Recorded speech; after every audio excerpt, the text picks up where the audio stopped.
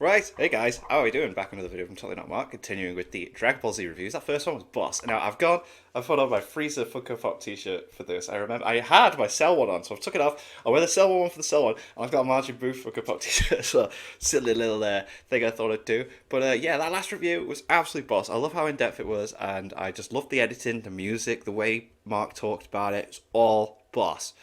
So now we're getting into the Freeza Saga. Oh, my god, what a saga.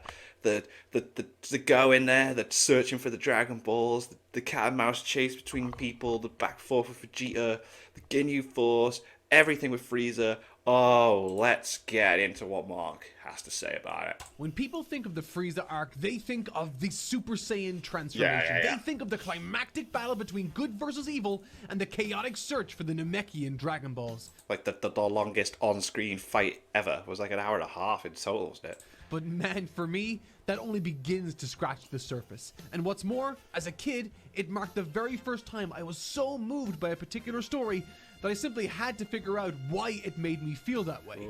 20 years later, I'm happy to say that these are my findings. Last week we covered the Saiyan invasion on Earth, but this week we're plunging ourselves headfirst into the deep, dark reaches of the starry night sky, unwittingly en route to a certain lion's den, the likes of which none of us could have been ready for. Not I wonder if he's going to cover the filler bits where it's like fake Namek and that. Gohan, not Krillin, not Vegeta, not even Son Goku. So sit back and get comfortable, everyone, because this is how Akira Toriyama changed the Dragon Ball world forever. Oh yeah. And established one of the most iconic moments in all anime history. This I am of course talking about is the terrifying, the captivating, and the endlessly entertaining culmination to one of the central plot threads introduced in Dragon Ball Z. This, my friends, is the iconic Freeza Saga. Hell yeah. Whoa. Oh, we are going. Whoa. Let's do this. 本当にもしもだけど、そのナメック星ってところに行くことができたら、ドラゴンボールが手に入るかもしれない。In the Saiyan Saga video we just covered, I explored the prevailing message of the arc being that the differences we are criticized and demonized for, if we try hard enough, become the strengths that define and ultimately save us. The mission statement of this arc expressed loud and clear that all of what Goku represented was a virtue against the evil which Vegeta represented. And in the end, Goku's good triumphed over Vegeta's evil. At least that was until a certain amount of poison slipped through the cracks of Goku's apparent virtuous facade, when he, quite selfishly, requested Krillin to spare Vegeta's life simply because it would have been a waste to erase such rare fighting potential, that someday he wished to fight him again. And he will do that later on. Foreshadowing for the Margin With Vegeta that thing somewhat there. contrasting footnote covering sick. what was otherwise a rather uplifting and gleeful ending to say the least, we once again return to melancholy as we prepare to embark on the most ambitious journey this story has ever attempted. For the very first time, leaving the safe and comfortable confines of the Earth's surface and venturing forth onto the stars above to explore answers to a problem established in that very last arc. How can they get more Dragon Balls to rescue their friends that gave up their lives for the Earth against the Saiyans? Right. Once again, putting to the test those very differences the prior arc celebrated, the Frieza arc takes to its natural extreme, asking the question, what happens when you encounter a foe, the likes of which your friends can help you best, who threatens your very family? Someone that forces you into a corner to fight, not with what you've learned, but instead forces you to lash out with instinct, necessitating you to contend with what you are instead of who you are. The Freeza Saga of this story is a fascinating deconstruction of the bedrock philosophy established in the prior, testing it and pushing it past its limits to reveal something honestly exceptional. But to get there, we have to start at the beginning. Act 1. Okay, so right off the bat, one important aspect of Dragon Ball Z's structure is abundantly clear. Something that made this story incredibly difficult to put down for me when reading, and something I feel isn't taken advantage of nearly enough in the modern material. And that is blending your arcs together, feeding into each other, continue to establish straight on. and to set up story beats for what's... Yeah, so like stuff that's happened here is because of repercussions of what was happening in the first one. It's like you don't really get that from leading into the Cell Saga. I mean, they did have Frieza come back with King Cold, but still, like, it didn't really. And then even more so, a Cell to the Buu Saga, it didn't feel like a proper continuation, like a self-contained story. To come. What do I mean? Well, as we touched on last week, the likes of Yamcha, Chaozu, Tenshinhan, and Piccolo all bit the dust thanks to the Saiyans, and due to Piccolo's death, the Earthlings not only now can't wish back the likes of Chaozu, but they can't wish back anyone ever again, it seems. Gone. The Dragon However, Balls in are passing, gone. in the middle of a conversation Nappa and Vegeta shared, Toriyama dangled a potential solution right before our eyes. Naturally, we aren't too worried about that while we're covering that material because everyone is dying and we're waiting for Goku to get back to Earth to make the save. But thanks to that small piece of exposition, that small amount of time set aside to explain that very small piece of information, we now have a natural cause and effect between the to last be able to arc go and this new why one. things are happening. Due to the events and information disclosed, we now have a motivation and goal to strive for.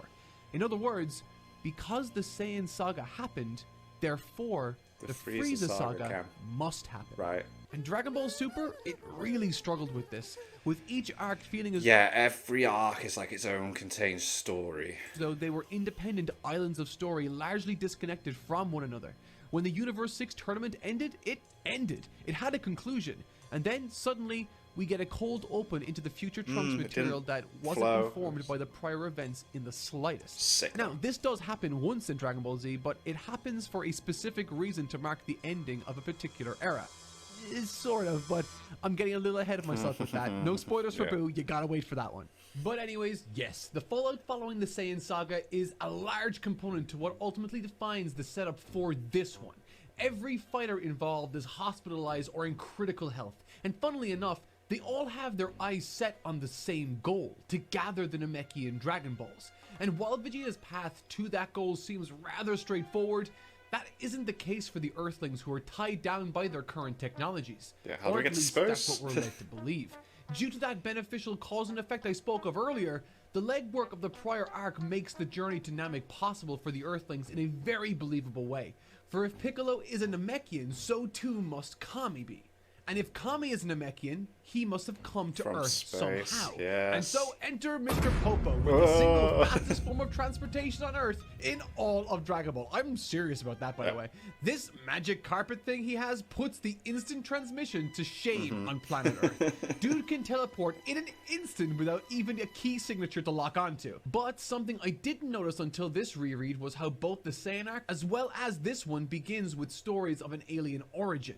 Both Goku and Kami, children sent from their respective homeworlds to wait for rescue on an alien planet, with both infants suffering memory loss in the process. And to be honest, when I first read this, I found the amnesia angle to be quite convoluted and frankly a little convenient, considering It's we very already just convenient, moments yes. prior accepted that was Goku's Yeah, fate that's what happened to also. Goku, isn't it? Yeah. And while it is a little trite for it to follow a similar path in that regard, let's see if there's something more at play here thematically to acknowledge before casting harsh judgment.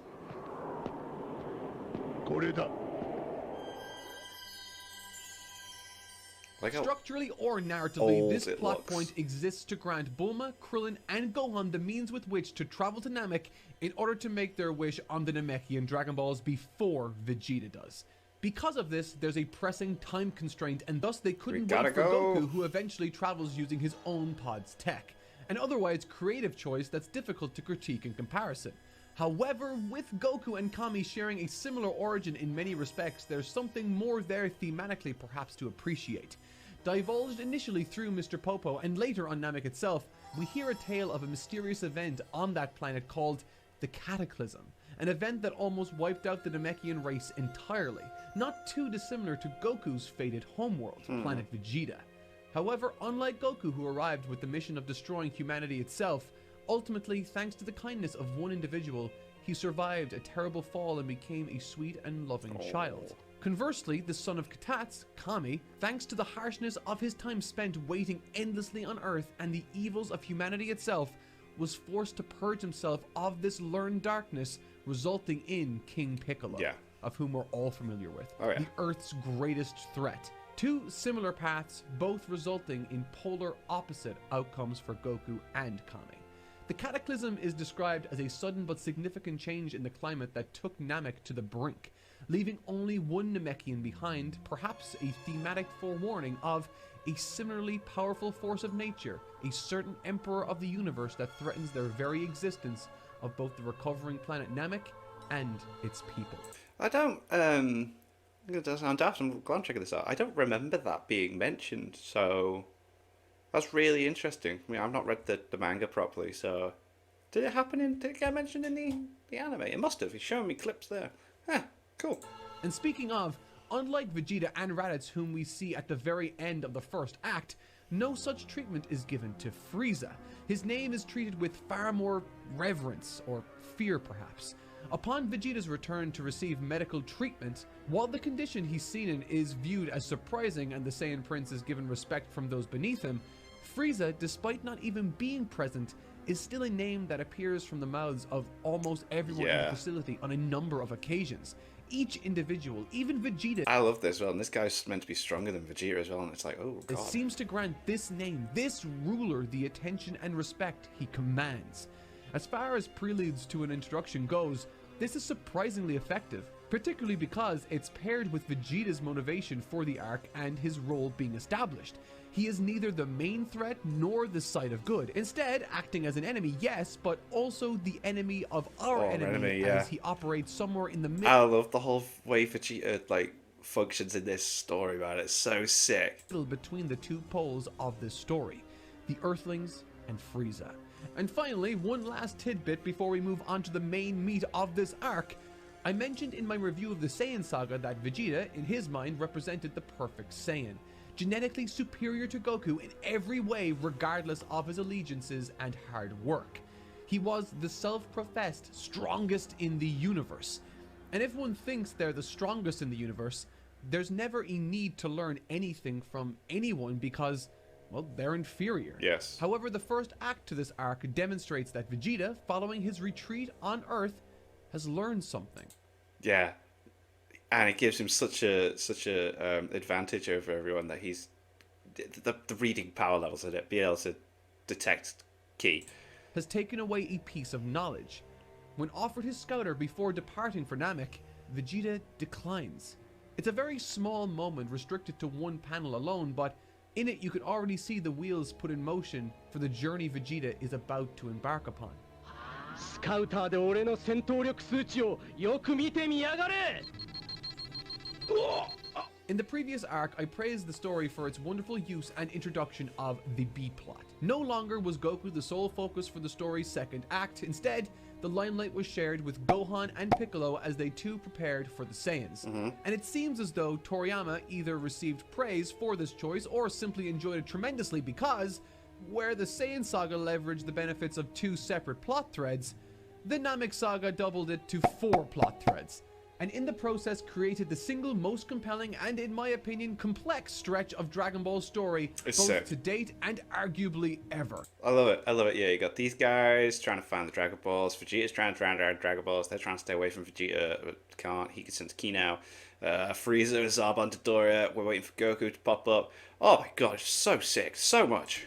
The scramble for the Namekian Dragon Balls is a detailed web of various groups and stressors, all with different conflicting ideologies, goals, and methods coming into dramatic conflict with one another.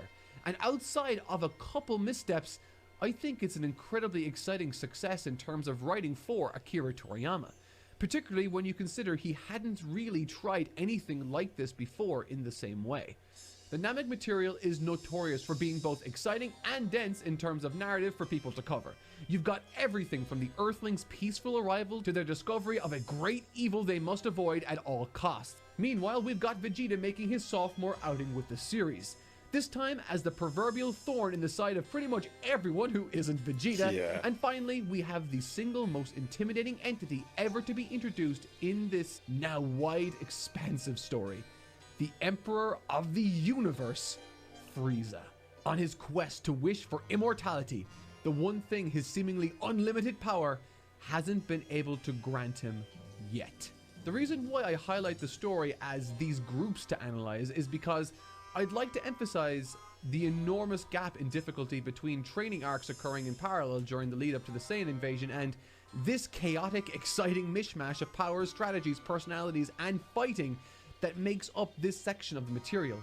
It's like advancing from B-plots for dummies to the Song of Ice and Fire novels seamlessly.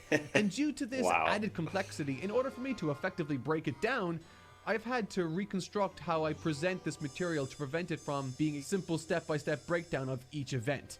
That's boring, and I want to do better than that, so instead I've decided to break down this impressive section as follows. There are 3 main groups in this section. The Earthlings, Frieza, and finally Vegeta. Each group I'll touch on in this section is represented by a particular ideology, and keeping that in mind is honestly the secret sauce that makes this section of the story tick. Examining the differences in how Team Earth, Team Frieza, and Team Vegeta carry themselves is key to not only understanding how these dynamics work and pay off, but moreover, how this ended up creating some of the best and most exciting sequences in this series. Wait, when Vegeta's mad, it's like, oh no. And it all starts with the Earthlings' arrival. So each fake group Namek is set apart by something fundamental to them, whether that be that. fear, greed, or altruism in the case of Team Earth. Composed of Gohan, Bulma, and Krillin as they blindly step forth into the stars and onto a brand new alien world, Namek. Not for themselves, not for their greed, but explicitly for others. And surprisingly, no other character exemplifies this trait of altruism more than Son Gohan. And to tell you the truth, it's quite meaningful, all things considered, when you take a closer look. As he sat there banged up in the hospital following the Saiyan invasion while being coddled by his loving mother, Gohan demonstrates how he's grown as a person tremendously there and then. Gone are the days of the once meek and terrified of his own shadow little kid, and now stands a young man with a considerable sense of responsibility for those he loves and respects. Straight up disobeying his mother's explicit orders to not get involved in this rescue, going on to deliver a surprisingly heroic speech, the likes of which you'd never see Goku deliver outside of a dub rewrite. Talking about the responsibility he feels to do the right thing by those that gave up their own lives for the Earth. How he has the power to do something and therefore should, it being the only way he can bring Piccolo back. And when he says all of this, it's difficult not to hear the final parting words Gohan shared with Piccolo echo in the background. This is all to say that the leading inspiration for the Earthlings is their conscience. Their desire to do the right thing despite being faced with seemingly insurmountable odds.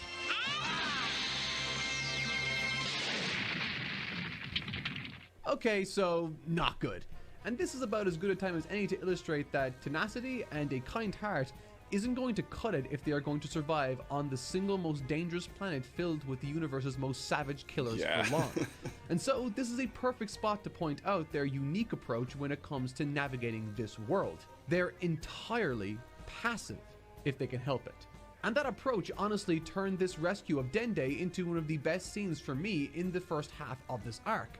Something that often gets overshadowed, and in my case, for the first few times I read this, totally missed, was the path that Gohan and Krillin took in order to get to this village and witness what happens with Frieza and his goons. Because that path tells us a lot about them as characters. As shown earlier, Gohan and Krillin ultimately want to get in, make their wish, and get out without being noticed. They have no desire for conflict, and so now the question for Toriyama is, how can I get these guys into conflict?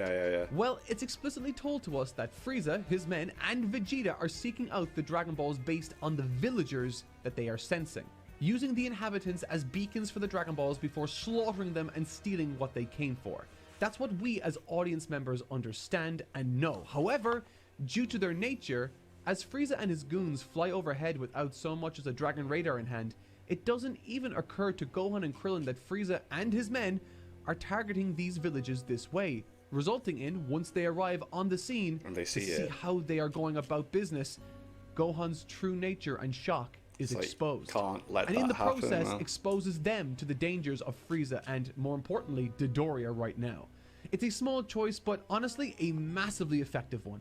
That said, I'd be remiss if I didn't draw attention to issues I had with this story too. Right. An aspect of this tale that serves a clear and frankly obvious narrative purpose, but comes at the cost of my own immersion in this story, is one that forced me to audibly say, "Oh, really?" while I was reading, because I honestly didn't remember this happening. So here's the current situation. Akira Toriyama needs to give the Earthlings more of an edge in this tale, because let's be honest, they're all They don't outgunned, stand a outnumbered, chance, and yeah, behind yeah. in the search for the Dragon Balls, and are working with an impossible disadvantage. Their tactics and kindness might have landed them the benefit of Dende, their inside man that can give them suggestions and information, but outside of that, they're very They much need the behind in muscle. every single sense of the word. So, to remedy this, Toriyama decided to allow the Earthlings to get the drop on Vegeta first without him noticing, meaning they know he's there, but he doesn't know that they're on Namek.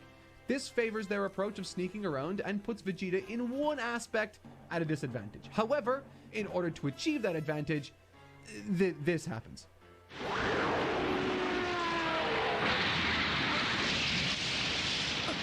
What the hell? Oh my god. Convenience. No way, yeah. I have to ask, what are the odds of a giant fish jumping out of the water like that in that exact moment? Considering it never happened again in the series, up until then everything about this scene made sense.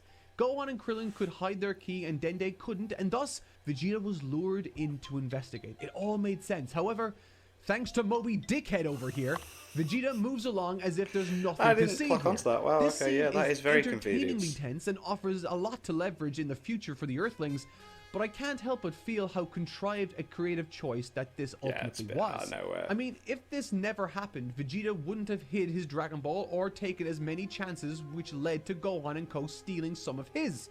Unlike Gohan's tail returning in the prior episode in the nick of time towards the end of the story, this one acts as an anchoring point that future key plot elements need to rely on. Now don't get me wrong, I'm thrilled with all that occurs later in the story, I just don't like this one scene. Yeah, it's a bit weird. It sort of sours what comes later ever so slightly, and unfortunately, it doesn't stop there. Chapters later, Dende brings Krillin to Guru's place in order to gain precious intel, retrieve his Dragon Ball, and to unlock his true power. Yay, Now, power boost, boom. Let's look at this closely. There's plenty to love about this choice thematically. It's been explained already that the Namekian Dragon Balls upon request are given to heroes with good hearts, that they must pass challenges, etc.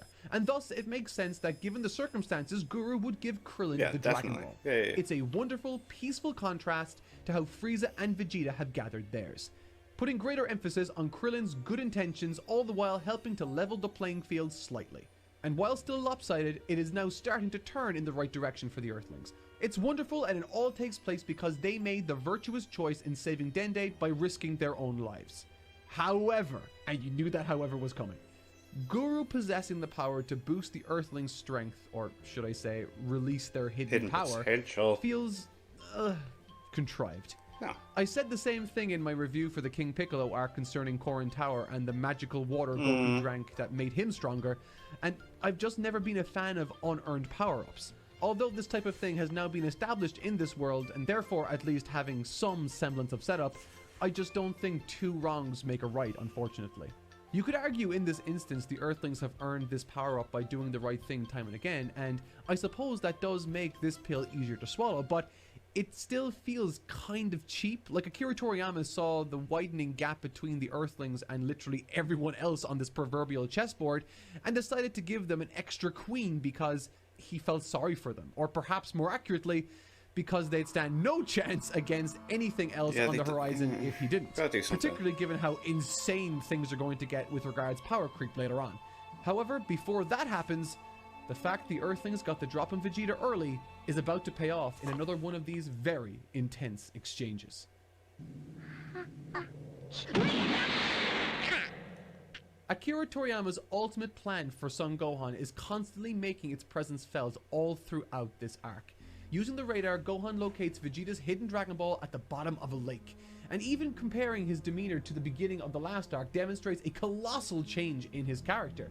So much more confident, much less childish, so much more responsive. Yeah, he wants to actually help. It's like he knows how he messed up last time, so now it's like, I've got to step up to the plate. I know I'm a kid, but I can't act like one. Ability on the surface. And moreover, he doesn't shrink in the heat of the moment either. Confronted by Vegeta, who couldn't have been more scary to him in the arc prior, he stands his ground, puts on his best poker face, and successfully absorbs a strike from him, even going on to smile afterwards because he knows that he won the war. As long as they have one Dragon Ball, they're still in it. In a stalemate. Yeah. No matter how strong the other side might be. Team Frieza. Frieza's introduction to the story is additionally our first introduction to their squad, and therefore the second party I'm examining today. Sharing many similarities to the chilling opening sequence of Quentin Tarantino's Inglourious Bastards, what an this opening. introduction alongside another creepy customer I'll be touching on next week holds for me the title of best introduction in the series. And if I'm being honest, I think this one might just edge it out. Frieza demonstrates his control not just of many Dragon Balls or his powerful henchmen, but also the lives of the poor defenseless Namekian elders and children that even suggest that they might stand in his way of what he wants. Sitting comfortably atop his floating throne, hardly lifting so much as a single finger, he relishes in taking the path that will cause the most emotional damage to his opponent. Oh yeah, he no likes matter seeing people what, suffer it seems. around him. Jesus Christ. Exemplified perhaps no better than this scene where the village elder tells the small children behind him to run away while he holds Frieza off.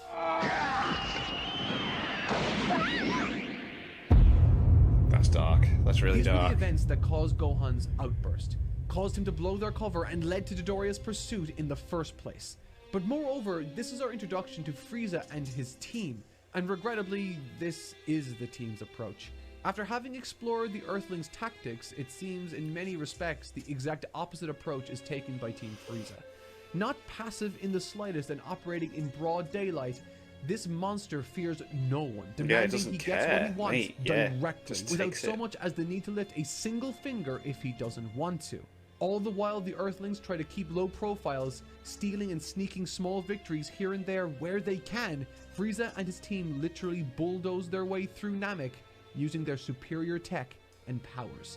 However, as exposited in the prior arc, this superior tech, combined with their philosophy of might makes right, leads them to have a very clear and obvious weakness.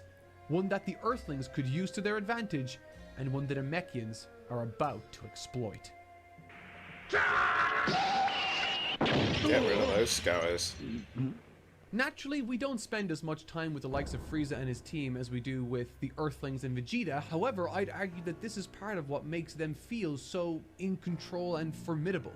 Throughout this entire sequence, despite Dodoria's suspicious absence and eventually Zarbon's too, Frieza never loses sight of his ultimate goal: to gather the Namekian Dragon Balls. Even after registering the presence of other forces on the planet in the shape of Vegeta and even the Earthlings themselves, he's only ever really thrown when his ultimate goal is compromised or encounters speed bumps.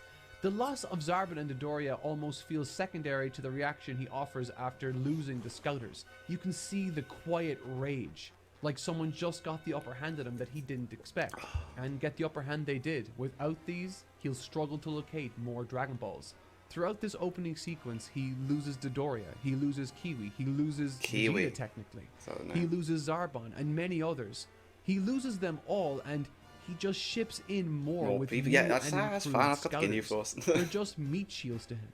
The limits of his inhumanity and cruelty seemingly show no signs of limitation.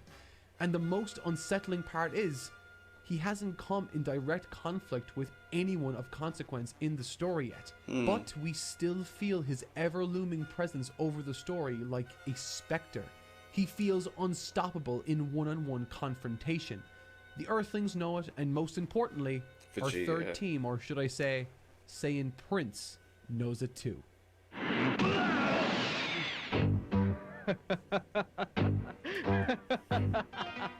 Team Vegeta. Yo. In many ways, Vegeta is the single most important character in this section of the story. While the likes of Frieza and the Earthlings share very little in terms of approach, thus making their coming into contact rather rare and tricky to bring about, Vegeta is very much the gel that holds and connects these teams together. Looking at this through a narrative theory lens, Vegeta is a perfect hybrid of the two teams we just spoke about. While he will leverage savagery, intimidation, and force when necessary like Frieza, He knows that presently he is best served by picking and choosing his moments carefully so as not to overextend himself. Yeah, he knows. He knows how far he can go. Like, he's obviously not gonna like go up against Frieza and be like, "Let's go," but he knows he's getting stronger, and it's like picking off one by one, being tactical about it, being clever, being smart. It's here we get to enjoy the strategic and intelligent Vegeta from the Saiyan Saga, one where we finally begin to stop looking at him as just an adversary, but more closely as someone to follow along with. We understand he's despicable, reprehensible, and bad to the bone, made evident by his treatment of a certain Namekian village. But it's in these moments we can see his utility to the Earthlings and even start to appreciate his tenacity, cunning, and strategy when applied against the likes of Frieza and his men that represent the truest sense of evil in this galaxy. I've touched on this in the past, however, while the Earthlings are the side that we find ourselves cheering for, we can't help but get caught up in the cavalcade of mischief and terror Vegeta exacts on the world around him. And I often wondered why it's the cockiness of the fights as well. And the answer I stumbled across was, well, in storytelling there are two modes characters can often find themselves operating with, and largely these dictate how interesting they ultimately are within a story. These two modes or settings a character can be set to are active and reactionary. Yeah. When we look at the Earthlings, they are largely a reactionary force as of right now, trying to move undetected and passively achieve their goals by reacting to the movements of other more powerful fighters on planet Namek. However, they aren't exclusively this way, and it's in those short bursts of active participation where they make their own choices that dictate the story that we find the most exciting as viewers. Vegeta is the exact opposite of the Earthlings in this respect. Vegeta is probably the most active character in the story and in many ways makes this story happen. Where Frieza demonstrates the pinnacle of the hierarchy, Vegeta simply laughs and using his power, intimidation, and intelligence bends the world around him to his will.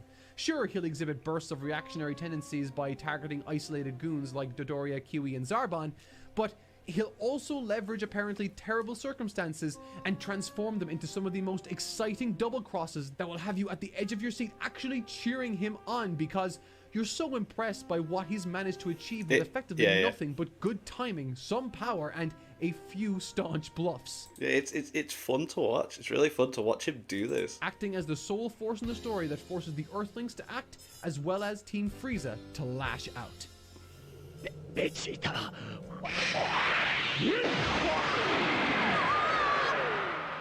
At this point, everything seems to be going Vegeta's way. He's stolen all of the Dragon Balls in Frieza's possession in the heist of the century. He's stolen the Dragon Ball Krillin received from Guru because he was being careless with his own power boost. Furthermore, Vegeta himself has had numerous additional Zenkai boosts, making him one of the strongest beings on the planet itself. And in addition to all of that, he now has 7 Dragon Balls in his possession. He even got to beat up Kakarot's little kid who was just randomly chilling out on his own. The music, man, it's just great. Like, oh, it's all he has to do now is grab the first ball that he hid away under a lake after he slaughtered that village. Should be around here somewhere. Oh no. Could have sworn. Nope. Wait. Nope. Rah!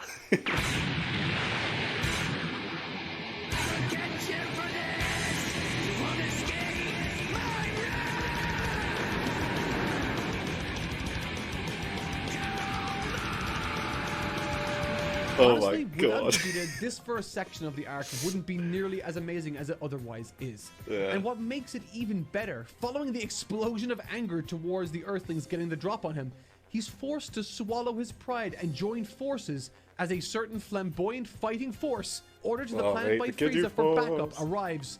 And what's more is, the arrival of this fighting force changes the entire dynamic of this arc. No longer are we dealing with scattered teams and chaotic plot threads. Now we are contending with unlikely alliances, fighting for survival against beings that are some of the most cruel in the galaxy.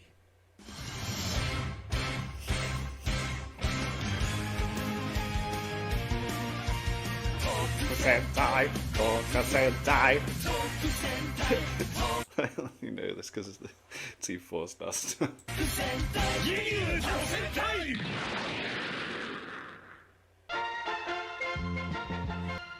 Gohan and Krillin versus Guldo.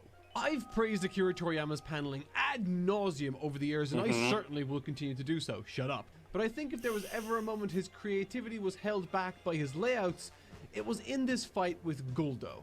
The artwork and paneling is still crisp as ever, as you would expect from this era of the story, but while he's dealing with static images as a foundation to his work, I don't think conveying Guldo's power of stopping time was particularly effective visually. Right, okay. Which is why I think he felt the urge for Guldo to consistently monologue about what he's doing, and what right, he's thinking moment to moment. It feels very unnatural and unlike any other dialogue in the story. And interestingly, or perhaps fittingly, the best part of this fight isn't the fighting itself, but the pre-fight hype up from Vegeta to Krillin and Gohan, along with his assist at the end.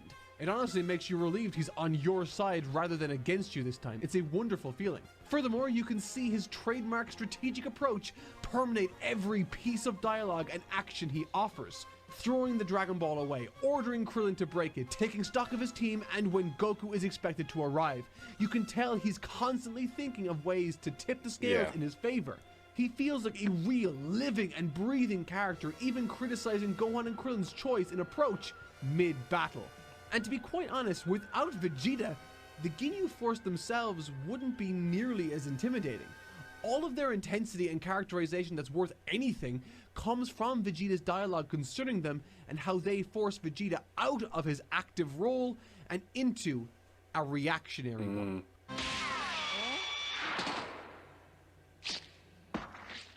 Oh my god, I love Vegeta. So sick. Vegeta versus Raccoon. I don't know what there's to say about this fight that already hasn't been said to death. The choreography is stunning. Amazing. The build-up is sublime. The circumstances are fittingly dire, and Vegeta is ruthless. We even get a preview of the technique that will eventually become the final flash in this fight. Something else I do enjoy about this though that isn't brought up enough, I think, is that while Vegeta is amazingly helpful in the Guldo fight, both before and after, even in the heat of this battle against Raccoon, at no point does he ever expect to receive assistance from anyone. He scratches, he claws, and cheap shots where he can, and when he exhausts himself, staring down Raccoon's final attack, he says to himself, in his mind, that he's going to die. Yeah, the Earthlings go on to save Vegeta, but the means with which they did made me reflect on Vegeta's method of making the save prior on them. He quite literally didn't try to save them, he tried to kill Guldo. Saving them was incidental. Gohan and Krillin had to dodge on their own once they were free. When Gohan saves Vegeta, the Saiyan Prince reprimands him for not making the strategic play instead of the sentimental one. But it's not all bad news, it seems, at least not yet. While Frieza has all of the Dragon Balls, he is unable to use them specifically because of who he is and what he stands for. As the story explained earlier, the Namekian Dragon Balls are normally given to heroes with righteous hearts after passing a series of compelling challenges. The very nature of this challenge seems in line with something classic Dragon Ball would explore. However, Frieza's presence saw fit to shortchange that possible adventure in the name of a much darker and serious tale. Thankfully, however, the Namekians had a fail-safe precaution built into the Dragon Balls themselves. One the likes of Frieza and the approach he has taken would never in a million years receive. A password. One that Frieza does not have specifically because of his brutal approach. Yeah, it's like and your own things fault. seem to be going from bad to worse on the battlefield against Raccoon, with Vegeta, Krillin, and now Gohan taking either serious injury or being taken out completely. At the very last possible moment, he arrives. Oh yeah. Let's go. Cool. Ha. See what I did there? Goku. Goku arrives. A character I've not spoken of enough in this video is Goku, surprising as that might 'Cause be. he's not been in it. Goku really isn't the focus of the story that he used to be, and that's mostly because the way Dragon Ball's story is told from this point on is honestly very different to the arcs that preceded it.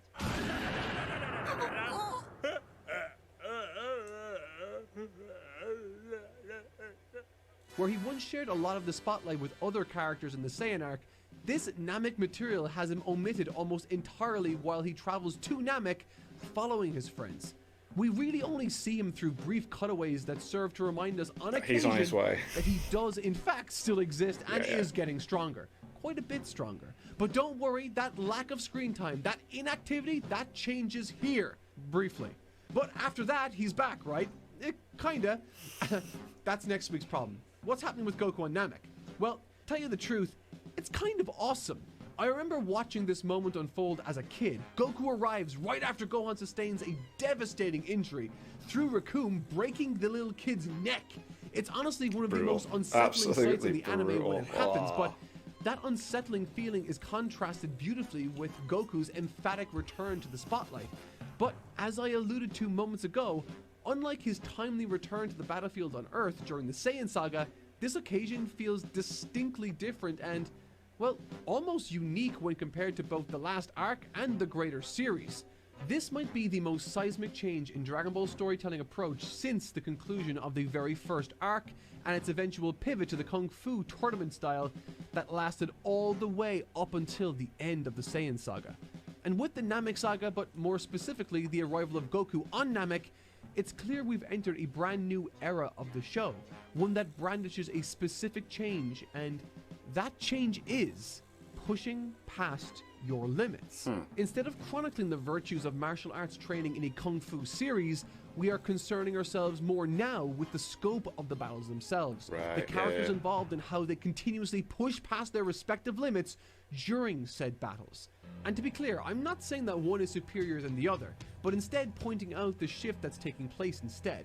I spoke briefly earlier on the topic of Krillin and Gohan receiving sudden power boosts instead of going through a training arc to remain competitive in the mix of combat, but that's just the tip of the iceberg here.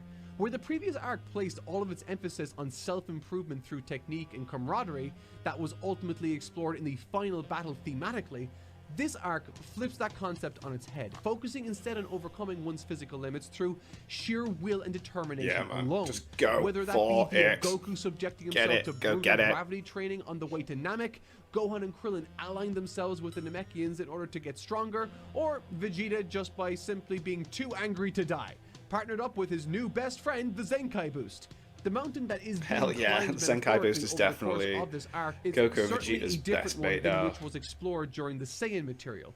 And following the climax of that arc, in many respects, part of me is pleased they pivoted in this direction for Frieza. Mostly because I genuinely can't imagine a better way to conclude that particular era of Dragon Ball than the final story told between the Prince from the Stars and the Outcast from Earth. And while part of me does lament the change of atmosphere, even I have to admit the clear benefits narratively to this change in creative direction. Namely,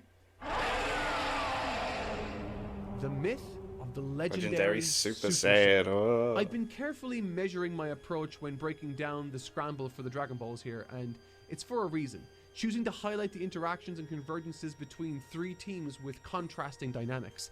The passive Earthlings, the cunning Vegeta, and the assertive and domineering, immovable object that is Frieza. His approach is simple. Confront head-on and take what you want when you want with malice. And interestingly, as Goku struts onto the battlefield, aiding his allies, taking out Raccoon, styling on Jace, and taking out Berta with ease, his approach and role in this arc too becomes crystal clear. He's not passive, and nor is he cunning. It's entirely direct. An approach that, while significantly more peaceful, makes him structurally the perfect natural counter to Frieza. Up until now, Frieza has been a force the likes of which cannot very be denied. direct and just bam. And now, as we notice through Goku's battle with the Ginyu Force, he too possesses an aura that is undeniable. One that forces the Ginyus to blurt out in fear, wondering if Goku could be the legend that they've heard of. Saiyan. My the God. Super Saiyan. Both Frieza and Goku are now on a fixed path for conflict in the arc, and one you can feel the It's tension like it for has right to away. happen, doesn't it? It's What like, ooh. happens when an unstoppable force meets the immovable object? うんはっきり言っておくぞ。瞬間的に出せる力はまだまだこんなもんじゃねえ。 This is awesome, but the arrival of Goku is also significant because It marks the convergence of several long-running plot threads: the Earthlings, Vegeta, Frieza, and Oh, the whole thing indeed with even Captain Ginyu Goku switching into bodies one was a bit weird, wonderful but cocktail it of was a bit like, combat whoa. and misdirection. Goku's arrival very much is the midpoint of the narrative, and just like with most midpoints of stories, it shakes things up considerably, changing the status quo, while also providing a significant swerve that changes our perception of where this story is going. 私の戦闘力数は53万です。 Now this scene might seem rather inconsequential compared to everything else, serving only to keep Frieza busy trying to figure out the password to the Dragon Ball so Vegeta can steal them back later with Gohan and Krillin. And while it does all of those things, it also forced me to do maths as a kid. In this brief scene, Frieza reveals his battle power to be 530,000 before fighting Nail. And what's interesting about that becomes apparent when you look at it alongside the fight Goku's enjoying showing off against Ginyu. For when leveraging the output of a Kaioken times 2, Goku is shown to boast a power level reading of 180,000. So he's still nowhere near. Meaning that his base is 90,000. Furthermore, if we cast our minds back to one of the few scenes we see of Goku on the ship to Namek, he said he should be capable of managing a times 10 multiplier through the Kaioken thanks to his intense training. Oh, my brain. Meaning his true max around this time should sit somewhere around 900,000 without destroying himself too badly, and more than that if he really goes nuclear like he did on Earth. Therefore, this reveal from Frieza places a considerable amount of emphasis on two aspects of their future fight: Goku's capability to push past his limits and the extent to which Frieza's transformation, according to Zarbon, can offer him in terms of a power boost also. However, all things considered at this moment in time, while Frieza is monstrous, things seem to be within reach for Goku. Well, that is until the midpoint swerve I touched on earlier. When that comes into effect, things change. I think as a kid, this was a section of the story that bothered me beyond measure. Yeah. It was such a cheap trick, such a cheap shot, one that put Goku into the worst position he's been in since the end of the last arc, and one that totally ruins what had been, up until that point, Goku's styling on virtually everyone he came into contact with.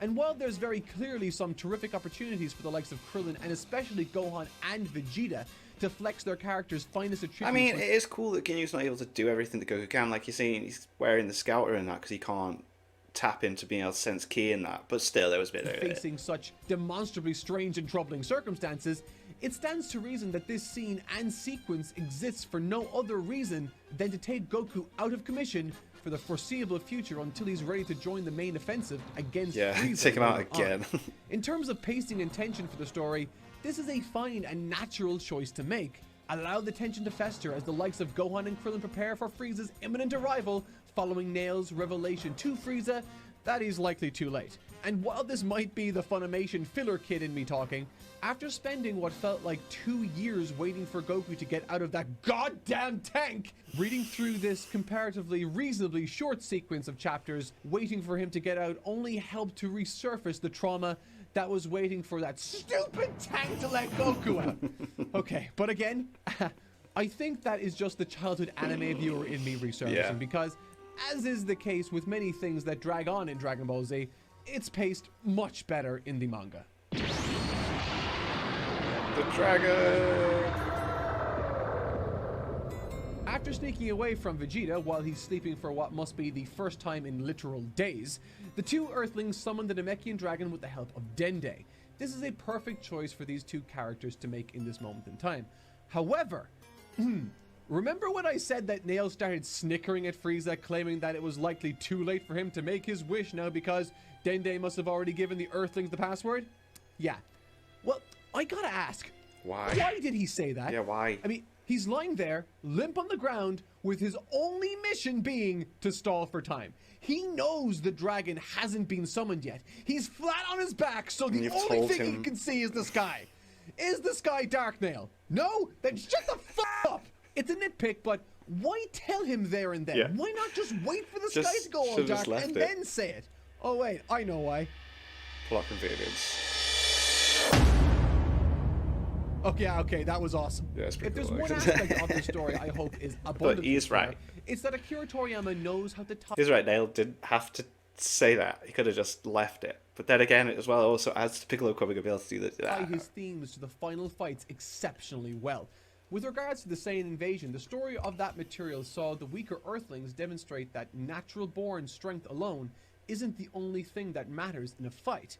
To communicate this, Toriyama created the characters of Vegeta and Nappa to bounce off of, two entities that epitomize this idea of might makes right, ruthless aggression, and natural-born ability. All the while, the Earthlings' efforts were framed such that they relied on training, technique, and the bonds they forged across this entire journey.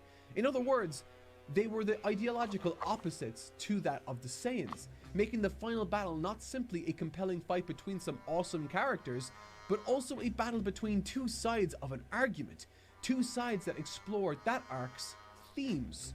The Freeza Saga, as I mentioned, has changed up the formula somewhat. However, that's not to say the same structural approach isn't taken by Toriyama when we approach the final section of this story.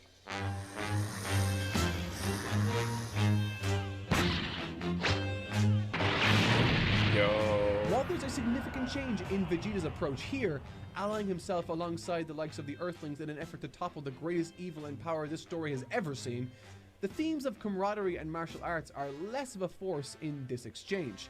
There's a compelling story being told about pushing past your limits in this arc, one that for the longest time could easily be applied to the likes of Goku, Piccolo, Gohan, Krillin, and even Vegeta, all in very different ways. Goku by continuously exposing himself to torturous gravity training, bringing him to the brink of death over and over again en route to Namek.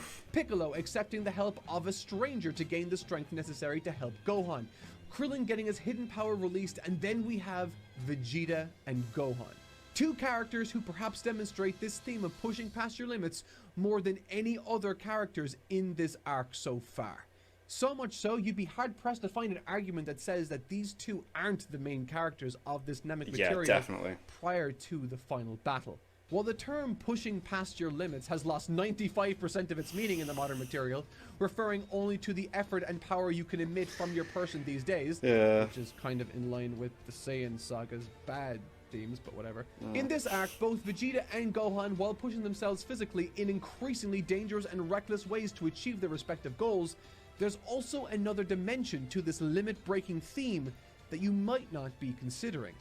When it comes to Vegeta's actions in this arc, you'd be hard-pressed to find anyone that doesn't recall his epic clashes against the likes of Frieza's henchmen, whether it be his beatdowns of Kiwi and Dodoria, his cunning struggle against Zarban, or his catastrophic clash against Raccoon and the rest of the Ginyus. It's abundantly clear that Vegeta has pushed past his limits physically time and time again. Yeah, definitely. A fact he reminds us of every other chapter when he recovers from the brink of death. But often overlooked are the compromises Vegeta makes, the harsh truths he must have had to consider, and the options he took following his defeat on planet Earth and during the events of Namek as this situation worsens. The character Vegeta was during the Saiyan Saga, the type that wouldn't see the value in learning anything from anyone, the self-professed most powerful in the universe, is no longer here during this Freeza Saga. And in many ways, this is because he's no longer allowing his pride to rule his life. He willingly learns to sense ki without the aid of a scouter, and he joins forces with the Earthlings who forced him to retreat. While he has indeed pushed past his limits physically, it should also be apparent that Vegeta too has pushed past the limits of his own pride to achieve more sometimes you gotta outcomes realize. for himself. I mentioned in my last video that Dragon Ball Z isn't simply the story of Goku in isolation anymore, but is becoming increasingly more so the rise of Son Gohan. And I think this arc emphasizes this creative change even more so. Well, mate, when they While I go on a think the moment against narrative Frieza, of it's the like, Saiyan what? Saga offered Gohan a lot to work with from a character standpoint, the story itself was still very much contingent on the past actions of Goku. How the bonds he's forged and the attitude he possesses towards self-improvement served him greatly in the battle against Vegeta. However, this arc shifts that approach to one that's more internally driven character by character. One that Goku can still and will largely continue to participate in to legendary degrees as this story presses forward, but one that's also, I believe, tailor-made for the likes of Son Gohan to demonstrate the very best of his character. When you stop to ask yourself the question, what does Gohan value more than anything else? When we first see the character, that seems obvious. Like all children his age, they value security and their own self-interest. He is just a small, naive child after all. However, as we saw in the Saiyan saga, Gohan values his allies tremendously. Oh yeah, When definitely. faced with Piccolo's death, Well, he yeah, that's what's lashes making him out- go. He's like, Piccolo's dead. He's like, I gotta go to Namek. I gotta bring Piccolo back, man. So yeah. at Nappa with great power. When he notices the fake moon in the sky, he's the one that insists they turn back to help his dad, not Krillin. When his mom told him to stay, he insisted Yeah, to he's go. like, I'm going, yeah. And when Dende was about to die, all jumps in. alone, Gohan proved that as long as he has a pulse, he's always willing to do what he thinks is the right thing. Hell yeah. This small child might be naive and inexperienced as Vegeta. Gotta say as well, the editing on this is just as good as the last one as well. I'm loving it. It's absolutely class. Moments like this, you kind of like missed, like, you know, they've had to put this in front of these, and then it needs to fit. Yeah, it's cool. Says, but he has an enormous amount of heart. And thanks to friends like Krillin who bring that level of experience up on his side, they are able to pick up the slack when Gohan overextends himself beyond his own capabilities, which takes a lot. While Gohan, Goku, and Vegeta are all in similar situations regarding Frieza, as has been established throughout this tale, the Saiyan blood within these characters pays off tremendously in ways unforeseen even by the likes of Frieza. Gohan is still a brave character for all the reasons I mentioned, but I'd like to illustrate just how brave Krillin is. too. Yeah. At every turn on the battlefields Gohan has been on, Krillin has been there to watch Gohan's back every single step of the way. Definitely. When he falls, Krillin picks him up. And even here, when Frieza carelessly demonstrates a fraction of his power to show off, Krillin doesn't think about himself, but instead risks his life once again to protect Dende. And it costs him. Mate.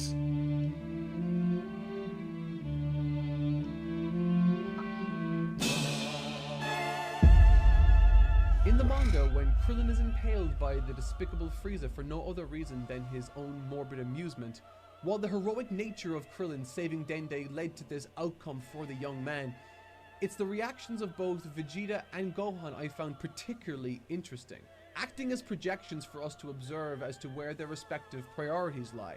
For Vegeta, it's power. Yeah, he's like, Shouting whoa, out he's in really amazement of fast. the speed He's not Frieza bothered that was Krillin's been capable of. right. Yeah. Totally dispassionate towards Krillin's fated outcome. All the while Gohan screams his friend's name, Yeah, man. reflecting the humanity that's been drained from his best friend right before his eyes. Earlier in this arc, while Vegeta had to make decisions and plays he might not be proud of, Gohan for the duration of this arc is totally and entirely outside of his comfort zone. Terrified, exposed to the reprehensible actions of others, physically abused, tricked, and eventually forced to watch on as his best friend has his life drained from him. Since the introduction of Son Gohan as a character in the prior arc, while other characters have been able to push themselves physically to achieve their desired outcomes, able to leverage their strengths and lean upon the heroics that saved them time and again in the past, this story for Gohan has not been about how heroic he is, but instead his journey to find the hero that lies within him. When it comes to pushing past his limits, while it's clear to see he's done so time and again on a physical level, it's the emotional maturity of this character as he's forced to push past the limitations of his mental state that too provides for me some of the most compelling set pieces in this arc as a whole. Without hesitation, flying to the rescue of Krillin, Frieza Go ahead, appears lad. before the young child with a simple, taunting statement. Why don't you worry about your own life? Oof. Mate. Say what you want about what this character manages to pull off later in the arc or what he's done before, but no This other is sick. scene in this arc or the prior one reflects Gohan as a character better than this one snapshot in time. Facing Go down on. the literal devil of the universe, someone he knows he has absolutely no chance against. Yeah. Someone who terrifies him beyond measure. He doesn't even acknowledge what he says. He probably doesn't even hear it. All he's able to register is someone or something in his way, And he's the gotta fading get light past of it. Krillin Yeah, man. extinguishing before his very eyes, before exclaiming "move" at the top of his lungs So sick. and unloading everything he's got on Frieza there and then. A child of no more than 5 years of age, with virtually no training, was able to level the first significant attack onto Frieza we've seen in the entire series. In his second form, no less. Yo. It's one of my favorite scenes from this anime, one that demonstrates exactly the sort of character Gohan is, and once again alludes us to where this story is ultimately going. A path that will brutalize him, torture him both physically and mentally, test his limits in every sense of the word, as he's forced to stand feigning fearlessly against the likes of Frieza. Right. Scrambling, screaming to get back to his feet, only to be beaten down time and again. For the little 5-year-old kid, no matter his talents, no matter his potential, no matter his seemingly endless reserves of courage, the misery this monster is dishing out is unmistakably Brutal. going to be the last thing he will ever see. Yeah, Krillin! Treat people with kindness, and they will be kind to you. Train with people, and they will stand by you. Risk your life for another without hesitation, and they too, if you're lucky, will do the same for you. And perfectly poetically, this isn't simply Gohan saving Krillin paying off here, but instead the compound interest of two separate instances Gohan has risked his life for another. For in addition to Krillin's rescue I just mentioned a moment ago, it was his initial rescue of Dende towards this arc's beginning that not only made it possible for the Dragon Balls to wish Piccolo back to life and onto Namek, but in addition to all of that, made it possible for Krillin to get up in the first place. Yeah, man. For Dende heals him, Dende yeah. has the hidden ability, revealed by Guru, to heal others on the battlefield. And man, the look Gohan levels against Frieza once he's healed is next level. After reading that scene, I had to look it up, and man, it gives me chills to my spine every single time. Nice. And as it happens, this didn't inspire just me, but the cunning and always strategizing Saiyan Prince, who suddenly feels that little bit more at ease. Yeah, look at that. He's like, wait, this could, we can potentially be alright here. Moments before, Piccolo! if there's one aspect to this section of the Frieza fight Toriyama does well, it's manage our expectations and create hopeful moments of believable joy. Given that Goku hasn't been a massive or even medium-sized part of this arc, Yeah, it's weird, isn't it? showing up It's not momentarily realised only to until be you go through it benched again. once It's again. hard, isn't it? At this point, you believe that this was a story following the likes of Vegeta and Gohan. And with Piccolo now, after having arrived in the land of his ancestors for the very first time in his life, it should go without saying that our attention here isn't lazily applied to these battles thinking that they're simply stalling for Goku, but instead we're in a believable sequence where genuine victory seems to always be inches from our grasp. And at no point has this been more true than at this very moment, with a reinvigorated Vegeta, a Zenkai boosted Gohan, and the arrival of one mighty warrior carrying with him the hope and courage of an entire race on the brink of extinction. And the fight that ensues once again gives us hope for victory being right on the horizon, a fact even Vegeta seems to be astounded by. Frieza is monstrous, but for the most part throughout this material thus far, we've only seen him sit in a chair and command his minions to do his dirty work, with him only recently deciding to flex his own power and exercise his own will onto those around him. And it's for that very reason we've not yet seen something integral to the character of Frieza. We've not yet seen what he represents in the story. Oh yeah, entirely. Vegeta runs away, doesn't he? And And he's that like, 1 minute. Complete and utter hopelessness. For despite this battle playing host to many moments where our heroes and unlikely allies have become more physically monstrous than at any other time before, demonstrating their own enormous amounts of courage and heart, and after having broken their own limits time and again, in this very instance it's revealed what Frieza truly is. A vicious and sadistic creature without limits. Wow. And what's more is, even the hero we await the triumphant return of, Goku, even he thinks he might not be able to win here. I forgot about that third form. first, second. Yeah. They need to make a Funko Pop out of that. even if he's healed completely. This is what Frieza is: abject misery, pessimism, and helplessness. A famine, a plague on any world he finds in his crosshairs. He is the Emperor and the most powerful entity in this universe. And whatever he wants, his limitless strength wills it so. The mighty Namekian warrior with the fate of his people on his shoulders cannot topple this monster. The Zenkai boosted Gohan, despite once again demonstrating tremendous promise, has no chance of success. No. But where brawn and heart has failed us, Toriyama looks to the strategic genius of Vegeta, our final pool of hope from which to draw from. One whose hands are stained red in the blood of the innocent. We are forced to place all The our Team chips 4-star Vaders that need you to nearly kill me. on his final gambit. But even we at home feel like this is the right thing to do. Vegeta always taking stock of his options and resources, deciding to leverage his Saiyan genetics at the final hour before Frieza reveals to all of us his final form.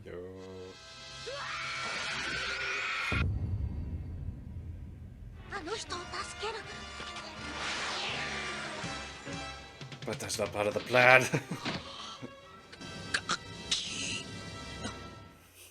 Every time I watch this take place, I cannot help but think back to the moment where Vegeta saves Gohan and Krillin from Guldo, and how when Gohan returned that same gesture, Vegeta scolded him, berated him, insulted his experience or lack thereof. For Vegeta never made a decision based on sentiment before. He never intended to save Gohan and Krillin necessarily, insofar as he saw value in them as useful idiots to help him regain control of a particular situation, seizing the chance to kill Guldo and leaving Gohan and Krillin to save themselves if they could.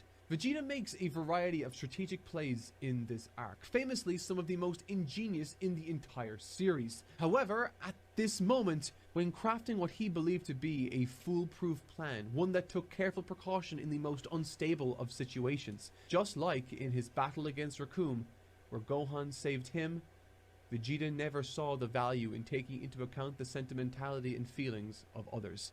And this time, it cost him.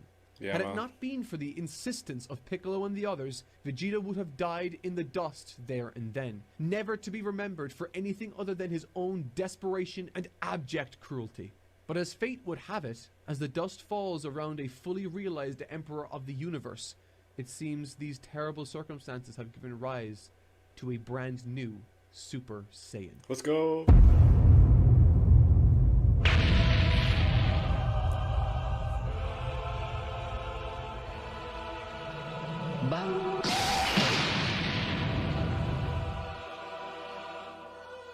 Oh my god, music here. Oh, this is epic. Dende, no! Dende! No! Now that Frieza has assumed his final form and Dende has been removed from the battlefield, thus creating a very real sense of high-stakes drama, Toriyama, both through Vegeta's conviction and Frieza's haunting demeanor, communicates to us that something big is about to go down. That we are in fact approaching the climax. We're in the end game And now. interestingly, this is a battle I initially missed the obvious parallels in. Much like the battle on Earth against Nappa, these same fighters once again find themselves staring down the barrel of a horrifying opponent in the absence of Goku. But this time, it's different. Gohan leads the charge here, no longer the meek and defenseless child.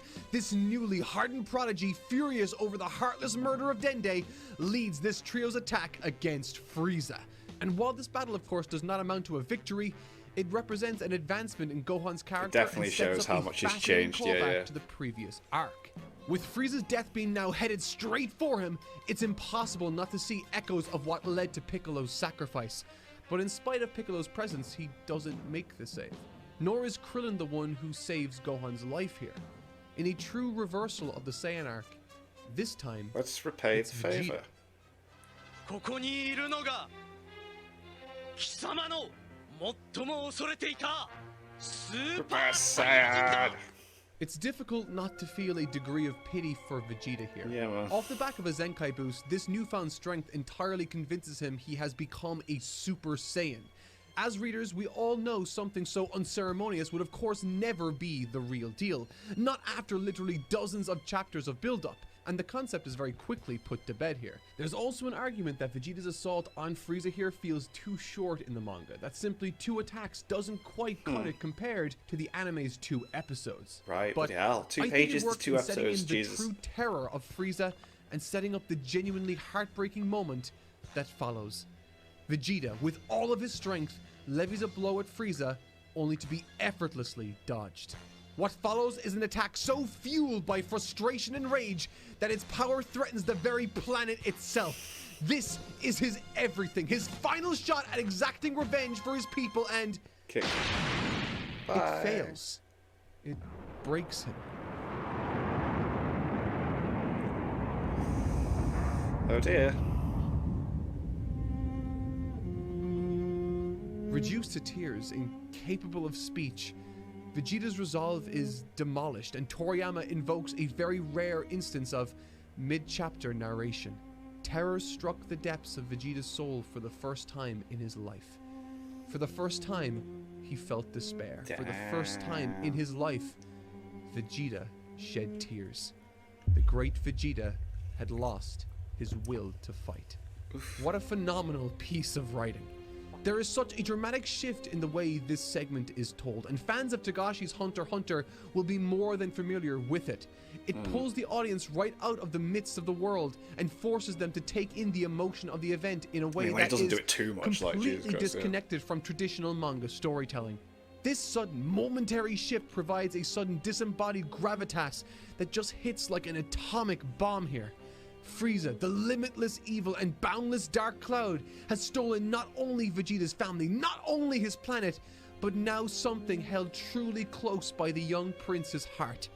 He has stolen his will to fight. The legendary Super Saiyan feels like nothing more than a myth to him now. That like everything else in existence, it sits beneath the might of the terrible and terrifying Lord Frieza. Let's go.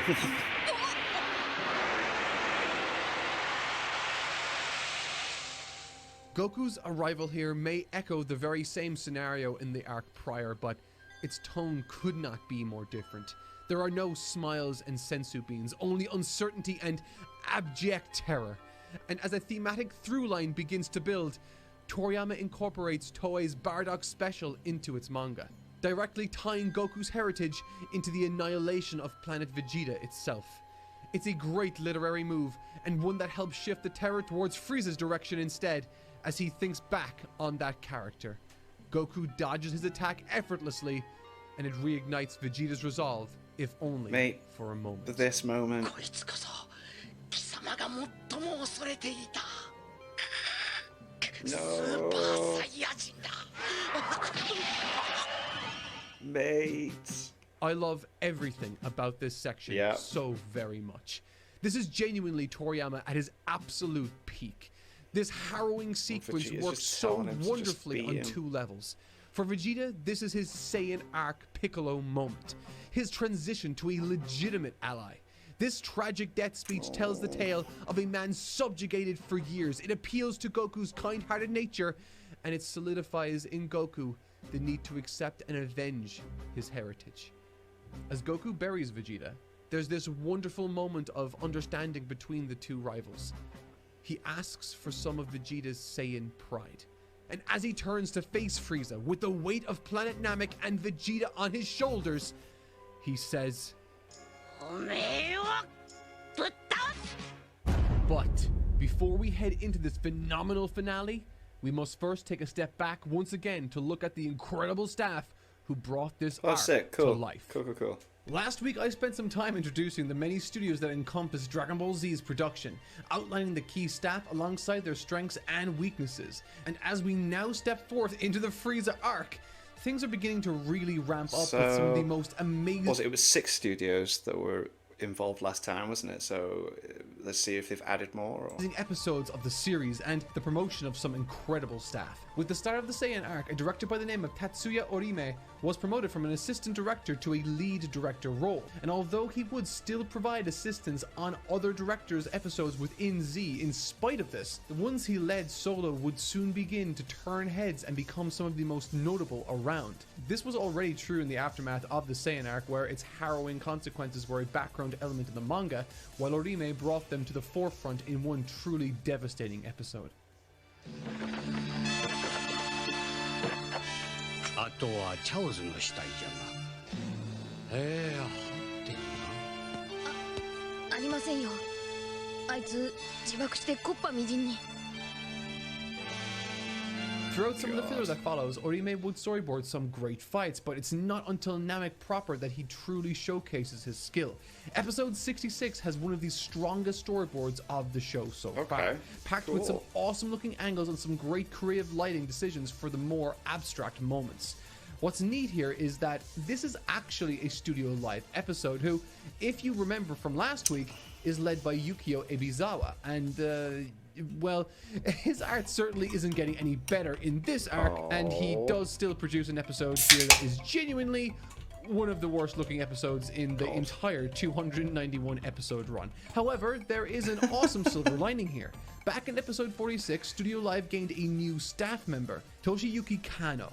Although Tomiya Ida's work improved greatly in this era, it was Kano's talent that almost single-handedly elevated Studio Live's output, packing their episodes full of awesome drawings that definitely stand out when they hard cut to Ebizawa's questionable output. Studio Live wasn't the only studio to see changes, however. The undisputed GOATs at Seigasha shifted things around dramatically during this arc. While Takeuchi continued to supervise episodes through the initial portion of this material, his two all-star animators Shimanuki and Hisada were quickly becoming completely unstoppable, dropping the most insane work episode after episode, and well, Takeuchi's work, particularly his corrections, weren't looking so hot anymore. As a result, Takeuchi would step down from his position, falling back to a regular key animator, and in his place, Shimanuki and Hisada would begin to trade turns leading episodes. Shimanuki first took this position in episode 68 with a very obvious leap in quality, and with him came the debut of a very famous name these days, Naoki Tate. Prior to this, Tate had been an in-between artist at Seigasha, but with things shifting around, it was time his talents were made the best of, and so moving to key animator made a lot of sense. Hisada's supervision began much later in the arc with episode 98, and the run of episodes here is genuinely jaw-dropping and arguably some of the strongest animation output ever found in the series. Every episode Seigasha delivers in this arc just contains the most absurdly strong work, packed full of things like Shimanuki's impactful punches and Hisada's crazy dynamic movements. And what's more is, they're so often paired with incredible directors like Yoshihiro Ueda, who just douses scenes in his trademark pink color work. So everything just oozes with incredible atmosphere. It's interesting because if you don't know the style, then you don't know what you're looking for. But then now, as soon as you said that, yeah, you get how there were different people working on different episodes and stuff. Yeah. It really is just the perfect storm of Dragon Ball Z's top talent at this point. And before we move on, let me just tell you all about the Seigasha head turn. These stylish guys have one of these awesome turns in almost all of their episodes, and it's one of the most defining aspects of their work. Right. You will never be able to unsee it now that I pointed it out. Yeah, oh god. Mondo, cool. Speaking of defining, though, Shindo Productions sees an interesting shift in their episodes. I spoke last episode about how Mitsuo Shindo himself is a really strict supervisor, and while that definitely is still true, one of his underlings is very regularly standing out in spite of that.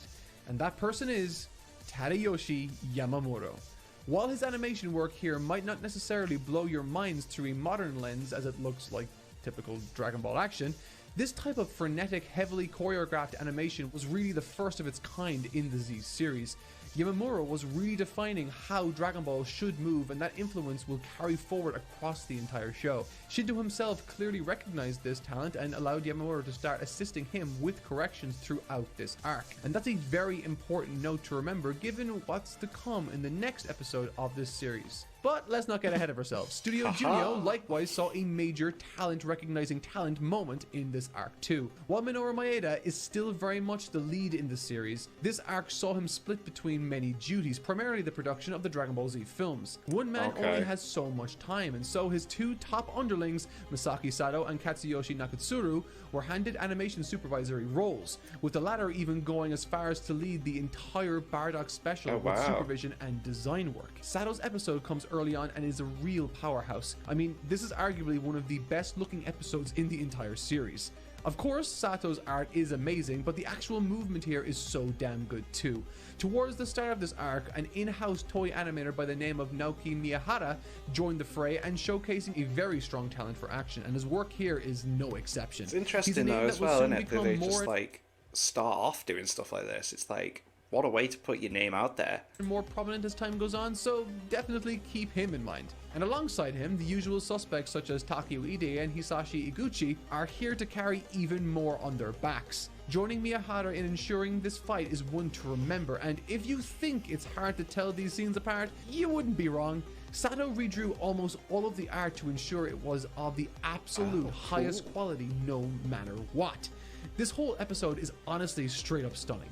Maeda does take back over towards the latter part of the arc, and while his work is okay, we've definitely hit a point where not only are his juniors completely surpassing his skills, but so are many of the other studio's talents. And as a result, you'll see that iconic moments like the Super Saiyan transformation come from Masaki Sato without any Maeda input. By the way, if you haven't seen that episode in a while, you might be shocked how jarring it is. Goku's all ragey Super Saiyan 1 minute, and then it haircuts to Bulma and the Frog.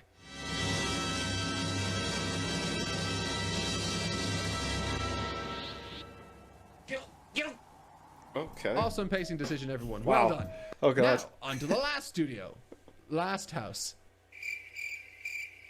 If you don't recall, Last House is led by Masayuki Uchiyama, who's kind of been a punching bag for fans for a very long time. We'll get there, but his episodes are still largely serviceable in this arc. As I mentioned last episode, Naotoshi Shida and Taichiro Ohara are two key animators under him, and boy do they carry so hard in this arc. Shida seriously comes into his own here, really pulling out the old super fast spinny weenie awesomeness we all know and love.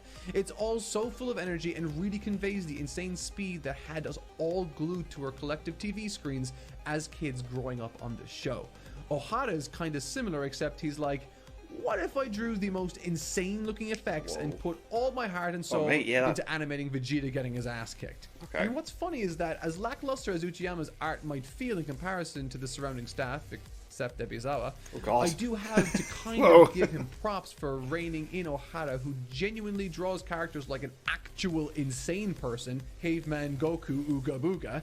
Heck, he even improves a young Naotoshi Shida in some of the more complex angles. And okay, at this point you might be wondering, what happened to that solo animator you mentioned last episode? To answer your question, unfortunately, Aoshima ran away to work on some far less demanding shows. I mean, who can really blame him with how action-packed this series I suppose if you're by yourself, Jesus, course, as you've no doubt gathered so far, the Frieza arc of this show saw huge developments across the board, to the point that losing a supervisor like this simply really didn't affect the production all that much.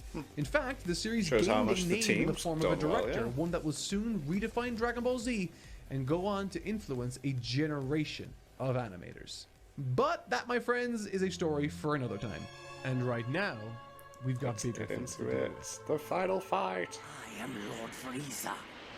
I am Emperor of the Universe. Die in disgrace at the hands of your master! Por Vegeta y por todos los que murieron. I love the different languages, cool. Yo soy el Super Saiyajin Goku. Se morirá todo este planeta.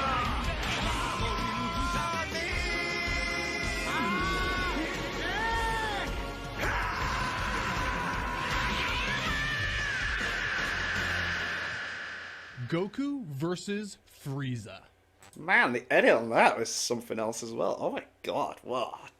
hyped. Let's go. In the previous video, I touched on the philosophies that inform Goku and Vegeta's respective lives. And while I acknowledge on the surface that their approaches might share a lot in common, with regards to these two, the devil doesn't just stand before them, it's also very much in the details. Where someone like Vegeta could be mentally overwhelmed by the likes of Frieza's power alone, acting as confirmation that he will never be what he wants to be more than anything else, the strongest, for Goku, the mere presence of Frieza and the power he boasts only serves to fuel his enthusiasm in many respects, as all he wants to do is fight stronger opponents. And as is the case with Frieza, he's found his golden goose. Wow. Following the opening exchange between Goku and Frieza, King Kai says, "The Saiyans are interesting people, particularly Goku, I think. There seems to be no limit to his strength." Where the themes of the Saiyan saga focused on the differences that existed between the heroes of Earth and the invading Saiyan forces, with a specific focus placed on the virtues of teamwork, work ethic, and the bonds forged over one's life, the emphasis in this opening flurry explores less the themes I pointed out just now, but more so what each fighter represents in the greater context of the story in spite of their clear ideological differences. Frieza is an immovable object thought to be impossible to topple, and Goku an unstoppable force the likes of which isn't seeming to let up either anytime soon. Both seemingly limitless individuals squaring off to push themselves like no one else has before. The fashion by which Akira Toriyama explores this very difference between the two with regards to power is my favorite aspect of this story, and it all started here when Goku did this.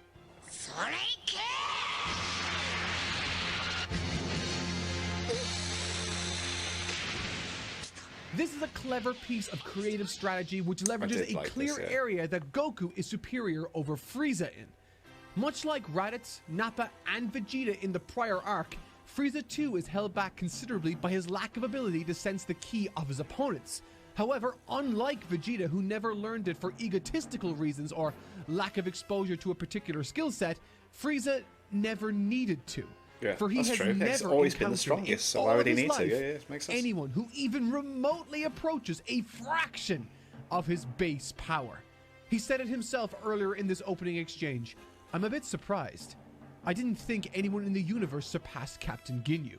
Someone who we now know was 0.1% of the power Frieza's final form boasts. And so therefore, what I found fascinating about this plan of attack wasn't simply the reapplication of a successful approach taken in prior arcs, that being Goku using his ki sensitivity to gain the advantage in battle, but instead the subversion of a notion that an approach like that would do anything against someone as monstrous as Frieza. However, a lot of this, or perhaps all of it, goes unnoticed at first to us as viewers and readers, specifically because we know that both parties are holding back, almost to the point of just playing around. And while Goku may very well anticipate that from Frieza, the reverse is very much not true. Frieza has never met someone like Goku, someone who would even consider the notion of being able to, quote, hold back anything against the mighty Lord Frieza.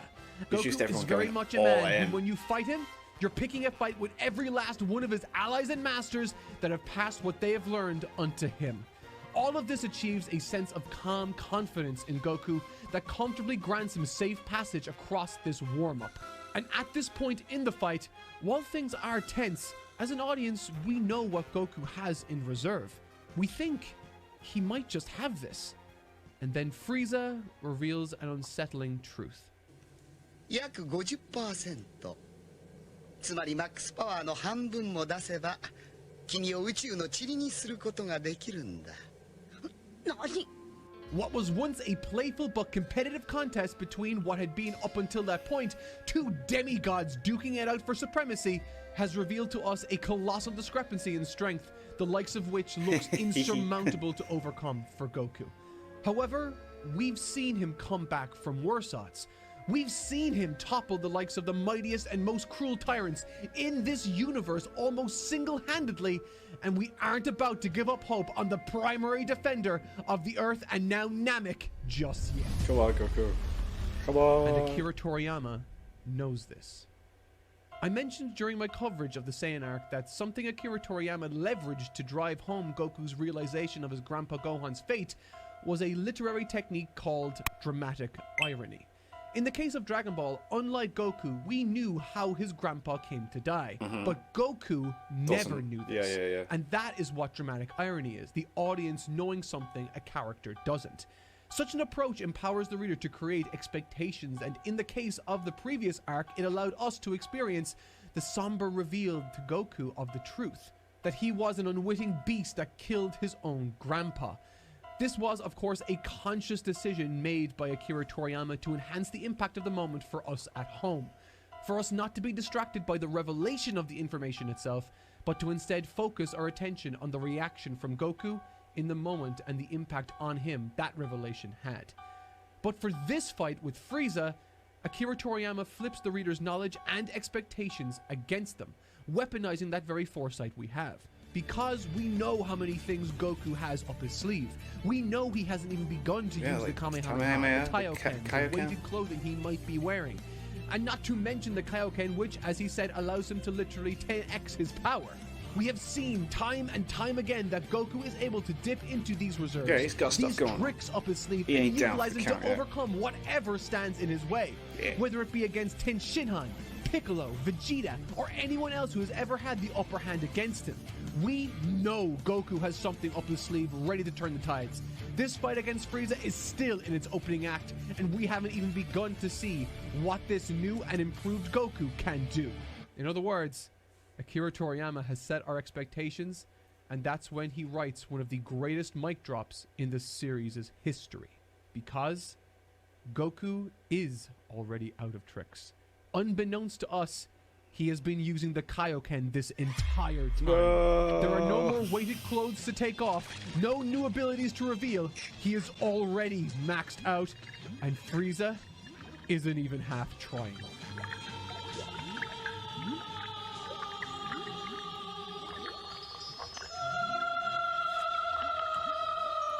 Ever since I was a little kid sitting on the couch, this has remained my favorite scene in the entire anime.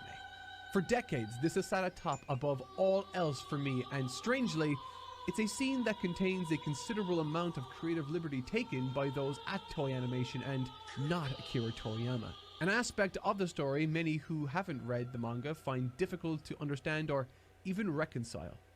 ご飯や父や地球やナメック星みんなの未来俺は絶対に負けられねえ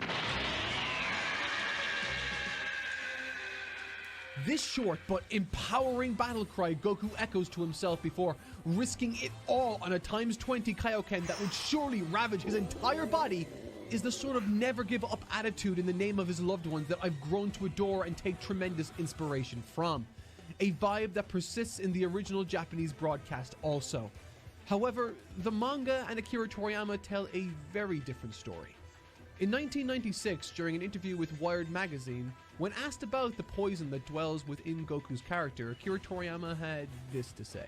Son Goku from Dragon Ball doesn't fight for the sake of others, but because he wants to fight against strong guys. So once Dragon Ball got animated, at any rate, I've always been dissatisfied with the righteous hero type portrayal they gave him. Damn. I guess I couldn't quite get them to grasp the elements of poison that slipped in and out of sight amongst the shadows. I think it's important to include here that I don't think Akira Toriyama is suggesting, when he says poison, that Goku is pure evil or never does anything selfless. As moments after this in the manga, when charging the Genki Dama, Goku goes on to say the following: "If I don't stop Frieza now, the whole universe will be in danger." He realizes And that there while are those elements consequences. are in his mind, I think what Toriyama is trying to get across here is that while Goku does value his family and friends, his desire to fight strong opponents and better himself is primary. This element to his character surfaced during the closing chapters of the Saiyan Saga, allowing Vegeta to escape. A choice that was likely going to bring about more horror and torment than what Goku would gain by enjoying a fight with him later. This is to say that while I adore the scene as it exists in the anime, the difference between the two is stark. In the anime, it is built up at length with Goku being drowned, followed by Goku rising up tremendously with fire in his heart as he risks his entire body and life on the final ×20 Kamehameha. A final act of desperation fueled by his determination to not only overcome the obstacle, but protect those he loves.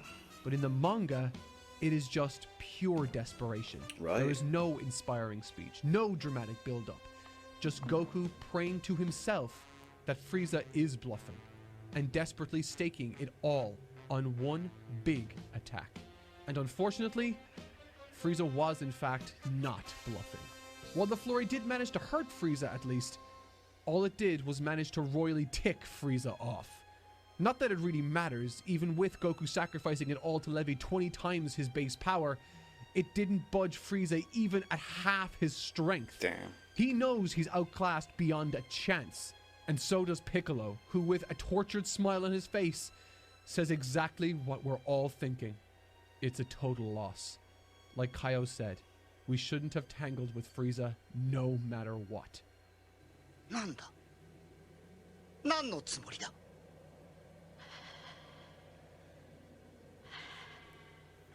Much the same way Goku was driven to desperation by the likes of Vegeta, he has once again begun to rely on the strength of those around him, channeling what is at this point his most powerful attack, the Genki Dama. And with it comes that very same tremendous amount of tension, totally zapped of energy, on the verge of collapse, his guard totally down, and the only line of defense between him and Frieza being his brazen attitude poking the tyrant. And while this is purely conjecture, I like to think that Frieza didn't pick up on the enormous Genki Dama right away because he's so used to never needing to check his blind spots. While the likes of Plus, Krillin, he doesn't Gohan, and sense Piccolo ki, so yes. locate the giant sphere of energy almost immediately. On the other hand, Frieza only manages to notice it when he's taunting and mocking Goku, noticing it through the reflection of the water behind him. It's a terrifying moment, and being totally drained, it's a discovery that all but seals Goku's fate.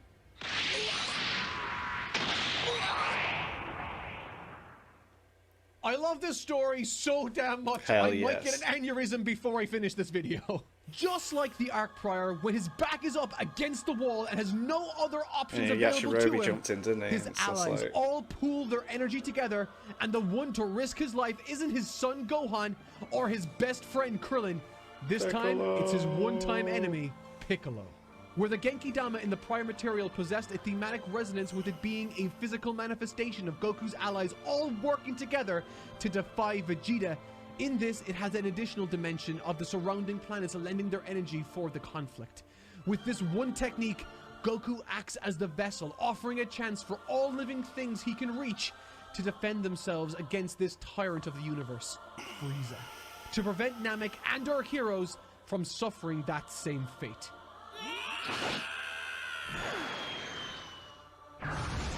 And it's still not enough. There's an aspect to this attack that I've never touched on before, and it's in the way Frieza is hit by it and the way that he reacts to it. Firstly, he's caught off guard. As Goku said in the opening to this fight, Frieza is overconfident, which leaves him open to attack. And it did. Not once, not twice, but a third and powerful time in this sequence also. And in the manga, the sort of character he is shines through perfectly in his reaction to the Genki Dama itself in 3 stages.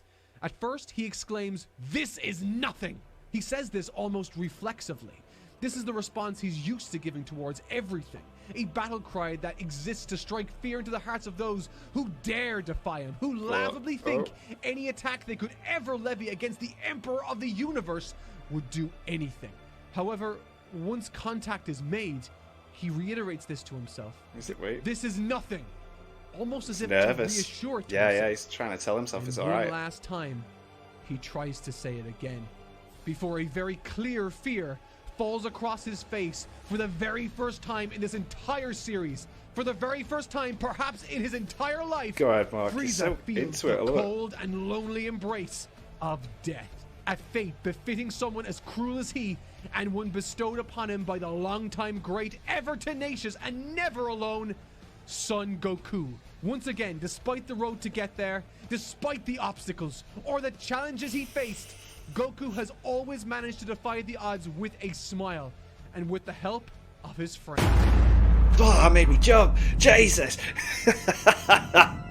Oh, I was about to pause it as well, be like, I love how proper into it is, and I can't wait for the shift, and then boom! Like, whoa! サマーをミスと思うか一匹残らず生かしては解散ぞ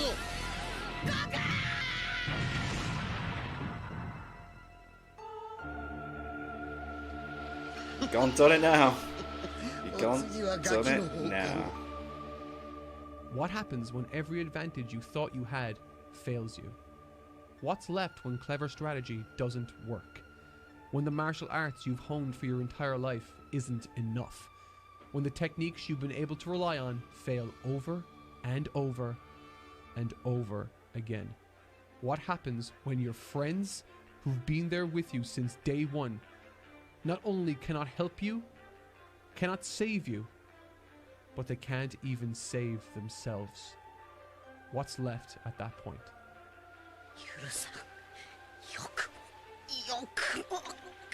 In the Saiyan Saga, I spoke at length concerning the differences and virtues of Goku and the people of Earth. How believing in your fellow man and relying on what your allies have offered you on top of all of your hard work, how all of that can, when faced with certain doom, become your salvation. There's a powerful message in the core of that arc that I have carried with me to this very day, and as I said in this video already, this arc stretches those ideas and themes past their natural limits until they break. Oh, this was so epic. Whoa. This Goku feels different. Yep. And what's more is, this fight suddenly feels entirely different too. Okay. The way Goku Goosebumps, barked man. at Gohan, almost as if he were holding himself back, like he was balancing on a razor's edge. It created for me an atmosphere that felt totally distinct surrounding Goku than that which I'd ever seen before. And to drive this fact home, there's a moment that harkens back to the Saiyan Saga involving Gohan. During the last arc, after being sent away by Goku before his fight against Vegeta, Gohan turns back at the first sign of irregularity. And his instincts were correct. This time, something similar takes place. A flicker of explosive energy blasts ignite the sky behind him. Trouble is taking place, but the difference here isn't that Gohan isn't being brave, but that he instead is certain his father will be okay. There's no doubt. Like, yes. A certainty and confidence in his got father that will continue to permeate not only through to the end of this arc, but long into the next and beyond, for better or for worse. At this present moment, Goku has done it. He's pushed past his limits into that of legend and myth. He is a the once Super Saiyan trembling now. body riddled with fatigue and uncertainty has been replaced with ice-cold confidence and seemingly limitless potential. Eyes, once fluttering on the verge of losing consciousness, have transformed into spears piercing the very heart of the usurper standing before him. And the voice which once muttered that he couldn't win now erupts with a triumphant roar. Super Saiyajin Son Goku da! A massive component of what makes Super Saiyan both special to me as well as so deeply impactful to the story and those who read it is the contrast it establishes between itself and other abilities or transformations that came before. Visually, it was striking in its simplicity, but thematically, it was born amid circumstances unlike anything the likes of which we've seen in the past. Abilities and techniques Goku could rely on back then, born from his rearing or the teachings of wise masters, were in their first use almost a celebration of something Goku went through. In order to wield the explosive power of the Kaioken, the life Goku had led allowed him to travel to other worlds in his own body. Thanks to his tenacity and physical prowess, he was able to traverse Snake Way, and thanks to his openness and eagerness to learn, he was able to bond with King Kai, a friendship that proved to be invaluable later, and indeed one that helped him learn the Kaioken. A move that exists because of positive attributes Goku possesses and the willingness of others to help him. Super Saiyan isn't that. Whoa. You're gonna have to do better than that. For me, what sets Super Saiyan apart from everything else at this point in the story is that it's a power exposed through profound sadness, as if it were the pain of loss and retribution personified. Where each and every ability our heroes have utilized up until now are born from their undying will to improve themselves and the pursuit of greater strengths as a result, Super Saiyan stands alone against all of them. Not a transformation born from effort, but a result of immense pressure reaching a tipping point. Like a worn dam bursting or an abused animal trapped in a corner. It is the direct result and retribution of what evil has been wrought against Goku and the peaceful planet Namek. A rebirth amid intense trauma, like channeling the power of the sun, if only for a moment. God, Mark, an instant change so that allowed the into user it, I love to it. walk a dangerous line and wield a necessary strength to vanquish a terrible evil.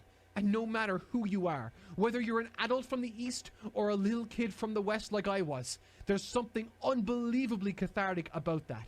A feeling that establishes one of the most iconic and easily recognizable moments in all of Japanese pop culture. Yep. この星と共に消え失せろ Coward. This is an important moment in the story. This for is the sure, longest but I 5 never minutes realized ever. How perfectly it establishes that the Super Saiyan that stands before Frieza is still Goku at the end of the day. In the same way Raditz never anticipated Goku to hold him for the Makan Kosa Po, or the same way Nappa never thought he'd have to keep his guard up against someone like Chaozu in that way. When Frieza was charging his blast, Goku didn't realize until the last second That it's not that him. blast's intended target wasn't him.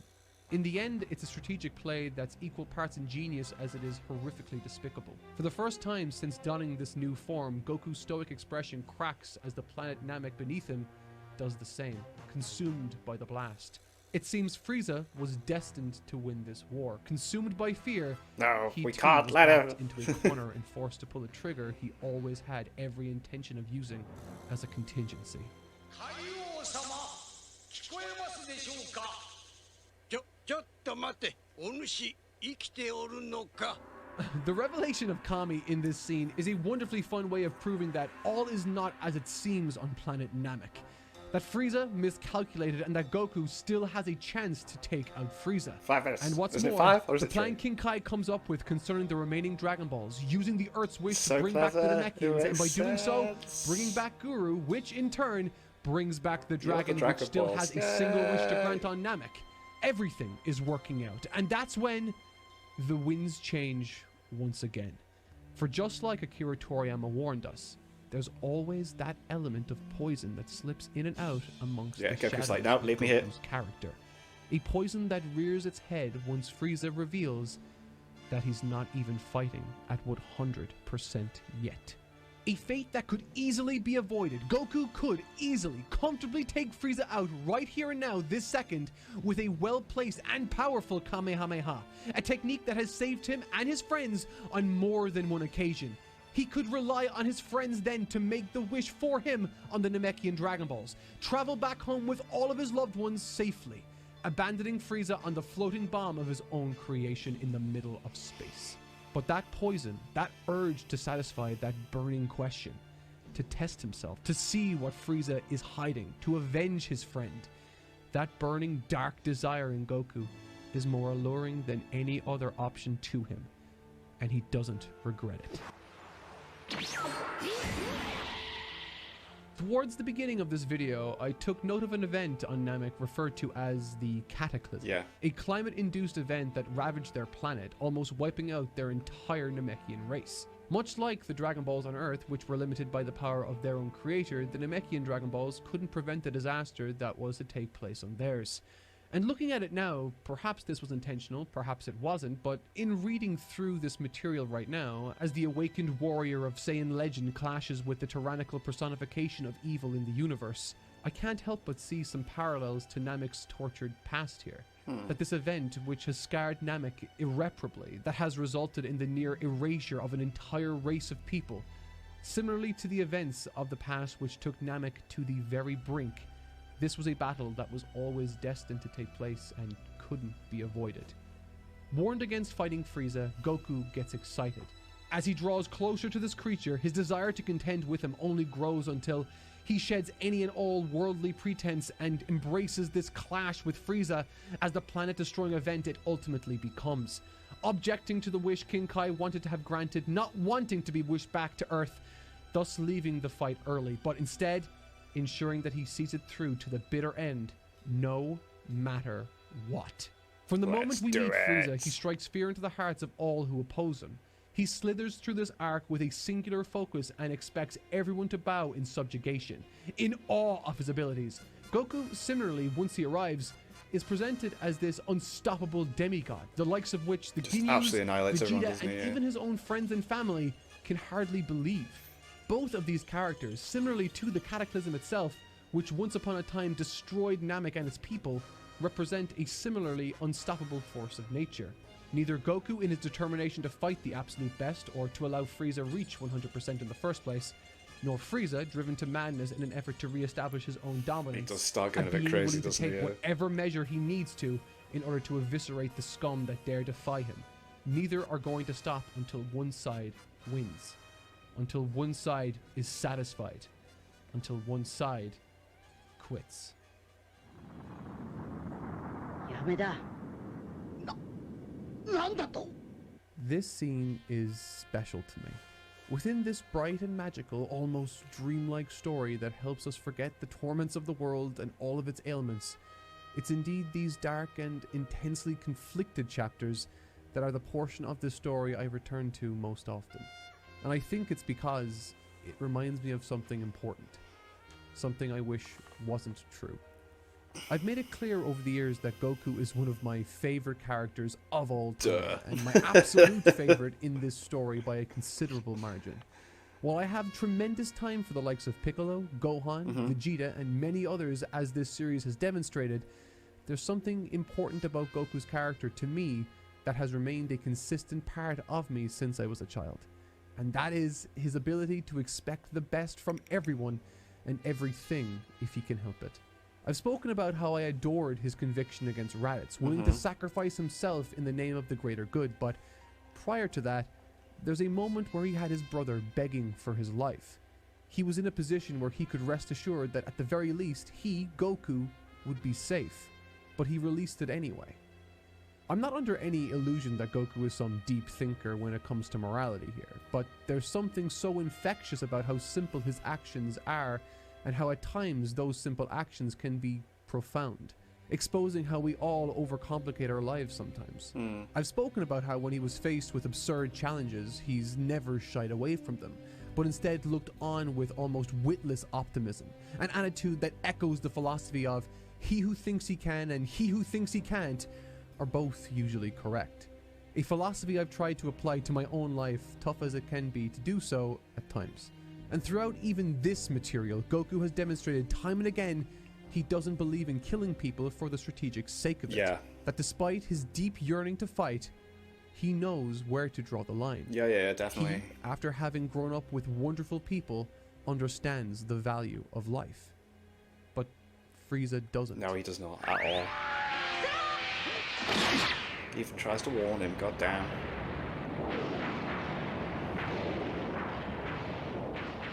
In a world where, as I get older, I feel increasingly more jaded to the atrocities of man and the hopelessness of it all, I try on occasion, sappy as it may be, to return to these stories from my childhood because there's a gentle comfort to them.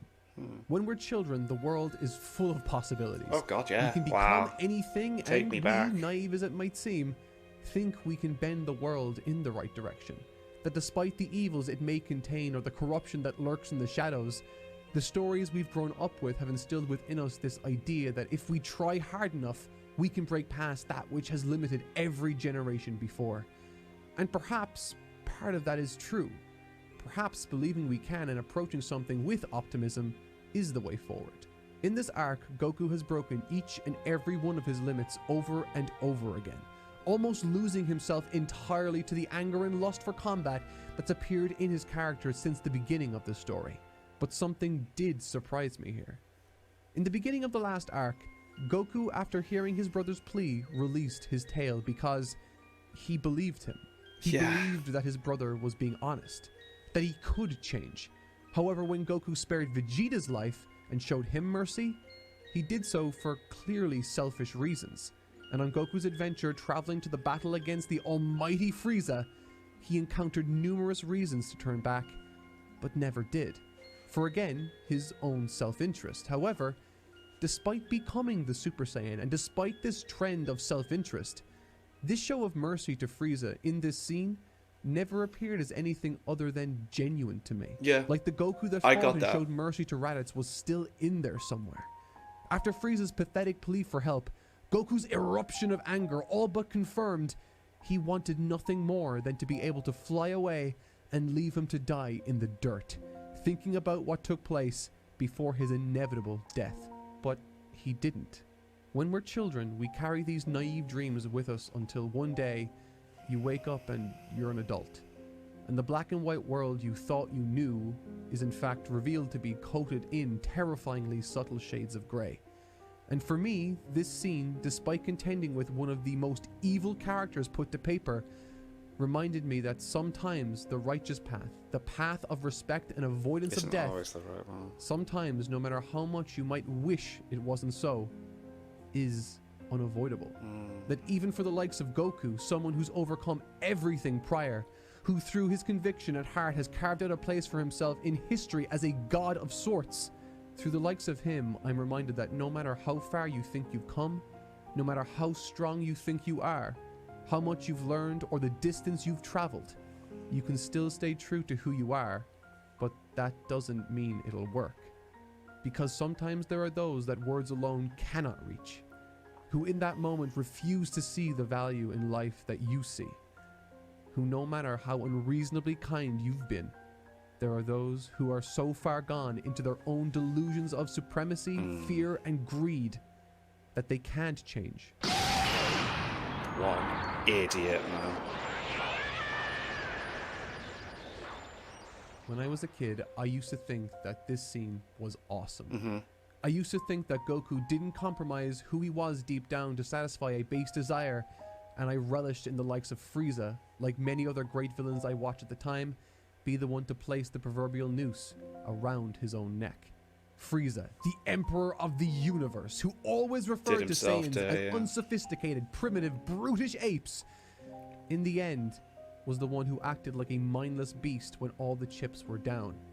And while all of that is worthy of praise as a feat of tremendous dramatic writing in and of itself, as a young adult back in the day, this scene acted as my first sobering reminder that sometimes, while indulging in a selfish desire can leave you trapped, more than that, kindness too can be hopeless.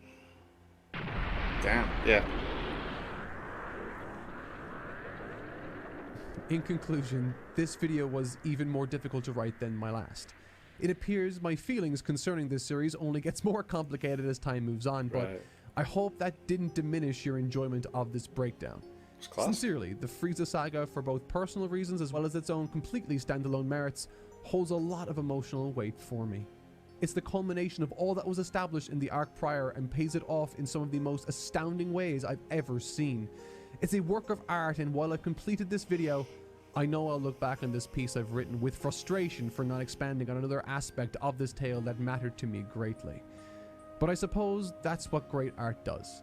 Allow you to see different things in it over time. Yeah. And unfortunately, because I've thrown myself so deeply into this material, the Cell Saga is going to take a little longer to cover than I thought. Okay. And because I want to do It is it a lot, right, though. I'm going to have to delay it for 1 week. I mean, it's a lot. The Cell Saga is a lot. You've got the initial thing with Trunks. You've got Android, Dr. Gero and Android 19 turning up.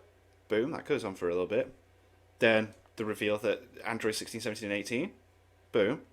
Then they're on their hunt for Goku, and then Cell turns up, and it's a lot. It's a lot. Meaning you can anticipate that video on August 12th. But if you don't want to wait that long, you can always sign up to our Patreon, where it will be posted as soon as it's finished, as well as some sneak previews and all sorts of other related perks. Either way, I hope to see you there. For while the Earthlings have managed to wish their friends back thanks to the courageous actions of Son Gohan, Krillin, and the complicated Son Goku, a long and eye-opening path still lies before them. One wrought with death-defying battles and a coming of age that capture the hearts and minds of millions across the world. But as always, I've been Mark Fitzpatrick. Thank you so much for watching, and I'll see you there. That did not feel like 2 hours. That did not feel like 2 hours. Crazy. Apologies as well before. I know that I was a bit distracted by my phone. I had a missed call from someone that I haven't heard from for ages, so it threw me a little bit. So, yeah, these reviews are boss. The way they edited together and put together, and the way Mark just really goes into it, and you can feel how much he really genuinely loves what he's talking about, or when he's building something up, and like that moment where he went to Freeza, that really that did make me That did make me jump. But yeah, Freeza Saga's boss, so much going on, and I can't wait for the next one as well. So I want my Frieza one for this one. I've got a Cell Funko Pop t-shirt. I'll wear it for that one, and then the Boo one, I got a Margin Boo Funko Pop t-shirt. Anyway, make sure you check out my Etsy shop. Link is in the description for t-shirts and hoodies that I have designed. And thank you to my patrons. If you want to have your name at the end of every video I upload, link is in the description. $1 a month is our support channel. It's greatly appreciated. Thank you guys very much for that. Thank you all for watching. What do you guys think of that? What do you guys think of this? Click like, subscribe if you haven't already. Leave comments down below. Let me know what I should watch, discuss in future videos. I'll see you guys, all you guys, next time. Bye.